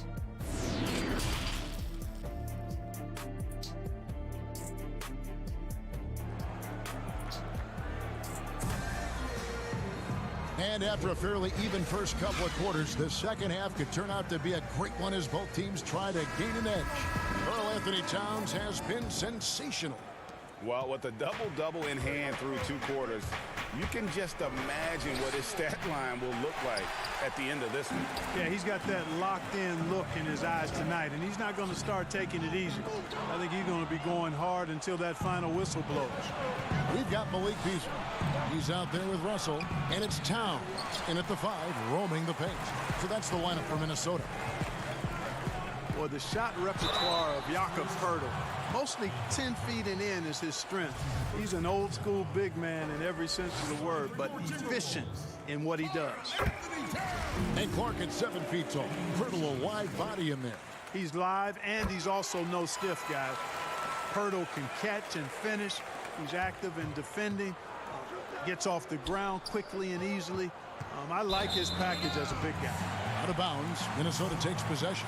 And quickly, let's look at the numbers for Murray. He's around 10 points per game, 5 rebounds, and 4 assists. The contributions he's been making on the floor have been a boon for this team. Great stretch of games for him. Yeah, you know, they've given him more responsibility, and he's responded. And the way he's going, I think his role is only going to increase. This game has a lot of character here in the third period. 6 changes of the lead here. Intensity is the theme for this one. DeRozan passes to Walker. And the call on the shot that sends him to the line. Analytics, Clark, are such a major factor for coaching staffs and scouting staffs, and plenty of micro-analysis to go around. But some statistics can actually be a little bit misleading, don't you think? Yeah, I agree with you, Kevin, and you can torture the numbers to say whatever you want them to say, so you have to be careful. I think there's a great place for analytics in the game. It's very useful in some areas, but you have to balance it. There has to be a blend there. Take, for instance, shot blocking. Just because you don't block a shot, that sometimes can dismiss what changing shots do to a team's defense or for a team's defense. The number of threes being taken. Effective field goal percentage is more important than raw field goal percentage because of three. Oh, just a picture-perfect alley-oop. You gotta love that one, Kevin. A little surprised, Greg. He didn't go for the big slam, but it works just the same. It actually almost makes it a little more special. Grace over power is how I would look at it. Nice shot by Poeltl. Really amazing body control by Poeltl, just taking the hit head on and finishing through the contact. I love it. Russell kicks to Hernangomez. Russell passes to Beasley. The 9-foot shot. Good, and the assist goes to Russell. Russell's got his 4th assist in this one. And they're beginning to just flat out fall apart defensively right now, especially on the interior. Yeah, and that's 4 straight field goals now, Greg, they've allowed from point-blank range. Can't happen. Far from an ideal start here. I mean, this half just 1 for 4 so far. Beasley for 3. Not going to go that time. So the Spurs will take it the other way. Well, I don't think he's performing up to his own expectations, but they still find themselves out in front. Timberwolves have gotten 4 of their first 5 second-half shots to fall. 80% since the break. Russell left side. Three-pointer. Drills the three-pointer. Russell's got the lead up to 4 now for the Timberwolves. Excelling in the pick and roll back at The Ohio State University. Russell bringing that skill along with him to the NBA. That skill travels well. And there's the whistle on the shot. Took the foul. Shot misses. He'll be shooting 2. And Minnesota gets called for the foul. He'll take his 3rd and 4th free throw shots of the game right here. 72% at the line this season. He has yet to set himself apart in that department. I think it's been a disappointing year for him at the stripe, guys. I mean, he hasn't been as productive as he was last season from there. The Spurs making a switch here. Tyler Zeller's checked in for Jakob Poeltl. Gay comes in for DeMar DeRozan. Bellinelli, he's checked in for Derek White. That's Mills in for Murray. And, you know, even though in today's game floor spacing is all the rage, the last 5 years the Wolves attempted the fewest threes in the league. And when they did shoot them, they didn't make very many of them. And then Gay with the dunk. Gay, an outstanding player, finishing with power. Doesn't get any easier than that. Johnson outside. Timberwolves passing it around. Russell passes to Reed. Now Culver. Layman kicks to Russell. And again, Minnesota with the triple. And certainly they are not hesitating, letting it fly from deep here in the second half. And, Greg, I have no problem with that. As a matter of fact, I hate to see teams get conservative with the lead. As long as they're good shots, take them. And as long as they're falling, continue to take them. I wonder what the score would be if they weren't controlling the backboard. And, Greg, it's clearly been their edge. And in a close game like this, you look for every edge you can find. And here's Mills from the arc. San Antonio getting another chance here. Timberwolves leading by 5. Culver passes to Layman. Culver with it. He's covered by Zeller. Culver dishes to Russell. Pass to Johnson. Here's Reed. Here is Russell. He's covered by Zeller. No problem knocking that one down. And And 12 points for D'Angelo Russell. Boy, Russell loves to take and make these quick trigger shots. He plays with a nice rhythm and flow to his game. The points coming in bunches as we wrap up the third quarter. It's been a good one. Timberwolves lead by. Now let's take a look at our assist of the game presented by State Farm. Yeah, an easy choice tonight. Look at the precision on this pass. Put it on a platter for him. Served him up a tasty room service dime right there, boy. And with 3 quarters behind us, let's see what this fourth period holds in store for us. On the court right now for the Spurs, Rudy Gay is out there with Pirtle. Then there's Bellinelli, and it's Mills, and it's Forbes in at the shooting guard position. And he's going up for the alley-oop, and it's Johnson with the jam. Oh, and the lead gets bigger on a ridiculous offensive sequence. That dunk alone would have been spectacular. Never mind it coming at the end of an alley-oop. Well, I tell you what, they've got this team just a step away from being completely asleep. And the wide open shot from Bellinelli. Cans it from downtown. Bellinelli's got his first 3 points of the game. And the way Bellinelli shoots the 3-ball, in rhythm, full of confidence, a knockdown threat always. And the layup falls. And the Timberwolves lead by 10. And this is how you want to come out of the half. Prolific and efficient. Boy, I like the disposition and attitude since halftime. They're patiently looking for good shots. Out to the wing. Here's Forbes. And there's the pass to Mills. Here's Gay. A second chance effort. And he's fouled pretty hard on that shot, but he's got the chance to pick up the points at the line. Can't fall for Gay's pump fake there. It excels at getting the D in the air and going right into you for the foul. And even though they're down, they are putting on a show at the free throw line. Yeah, they're making the most of their opportunities at the stripe, and they'll need to keep it up to take the lead. Here's what San Antonio's going with right now. DeRozan comes in for Marco Bellinelli. And it's DeJounte Murray in for Patty Mills. Here's DeRozan. No good on the triple. Timberwolves leading by 8. Beasley right side. For 3. Drains it from beyond the arc. Yeah, you know, the willingness from Towns to share the ball, just another reason why his guys love playing with him. Here's Pirtle. That one drops for him.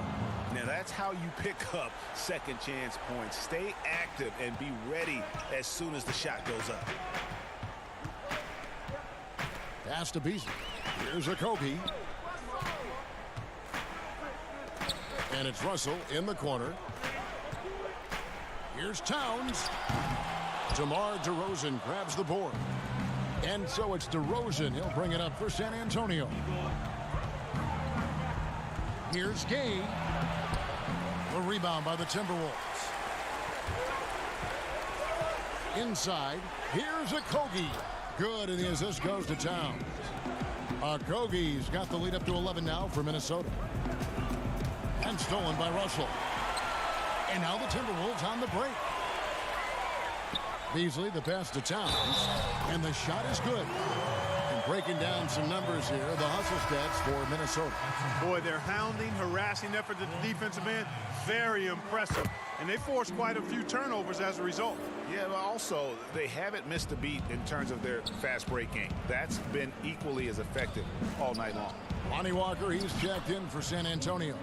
Derek White comes in for Bryn Forbes. Clark, you were such a terrific athlete growing up, and it must be fun for you watching your kids and soon your grandkids go through their athletic journey. It really is one of the great blessings and treats of my life to see our kids grow and develop as people, but also to enjoy different sports. Our boys played basketball and soccer, and our daughter played volleyball, all played in college at some level. And so it is great. Anytime you see your kids find their lane, enjoy running in it, and do well in that lane, it's joy indescribable. And it's Towns missing. Spurs trail by 10. Walker goes in, and he comes up with the deuce. Walker's got 4 this quarter. Over 3.5 minutes through the final quarter now. Russell passes to Okogie. It's Beasley on the wing. Over White. And it's Beasley. That time in the assist by Russell. 9 points for Beasley. And we'll just watch the clock wind down, guys, in what will turn out to be a win here for the Timberwolves. You know, their big advantage was points in the paint. And they found a way to pound the ball inside. And that was working all game long. And a milestone win for the season. This will push their victory total to 20 wins even. And you know, when you look at the huge impact he had, just a monster game for Karl Anthony Towns. Boy, this game really had his name all over it. I mean, he relished being the guy to carry the load offensively. The 19-foot shot. The rebound by the Spurs. Not enough ticks left on the clock to save them tonight. Not by a long shot. It's all but official. 3 seconds separate the shot clock and game clock. Pass to Okogie. Nice ball movement by Minnesota. And here's Towns. Fires from deep. And it's White with the rebound. To the paint. Looks for Walker. Gets it to him. Good. Man, can you always depend on him for what? To lead you to the right place with that pass. Money. And so the Timberwolves take the win. It was up for grabs right until the final seconds. Yeah.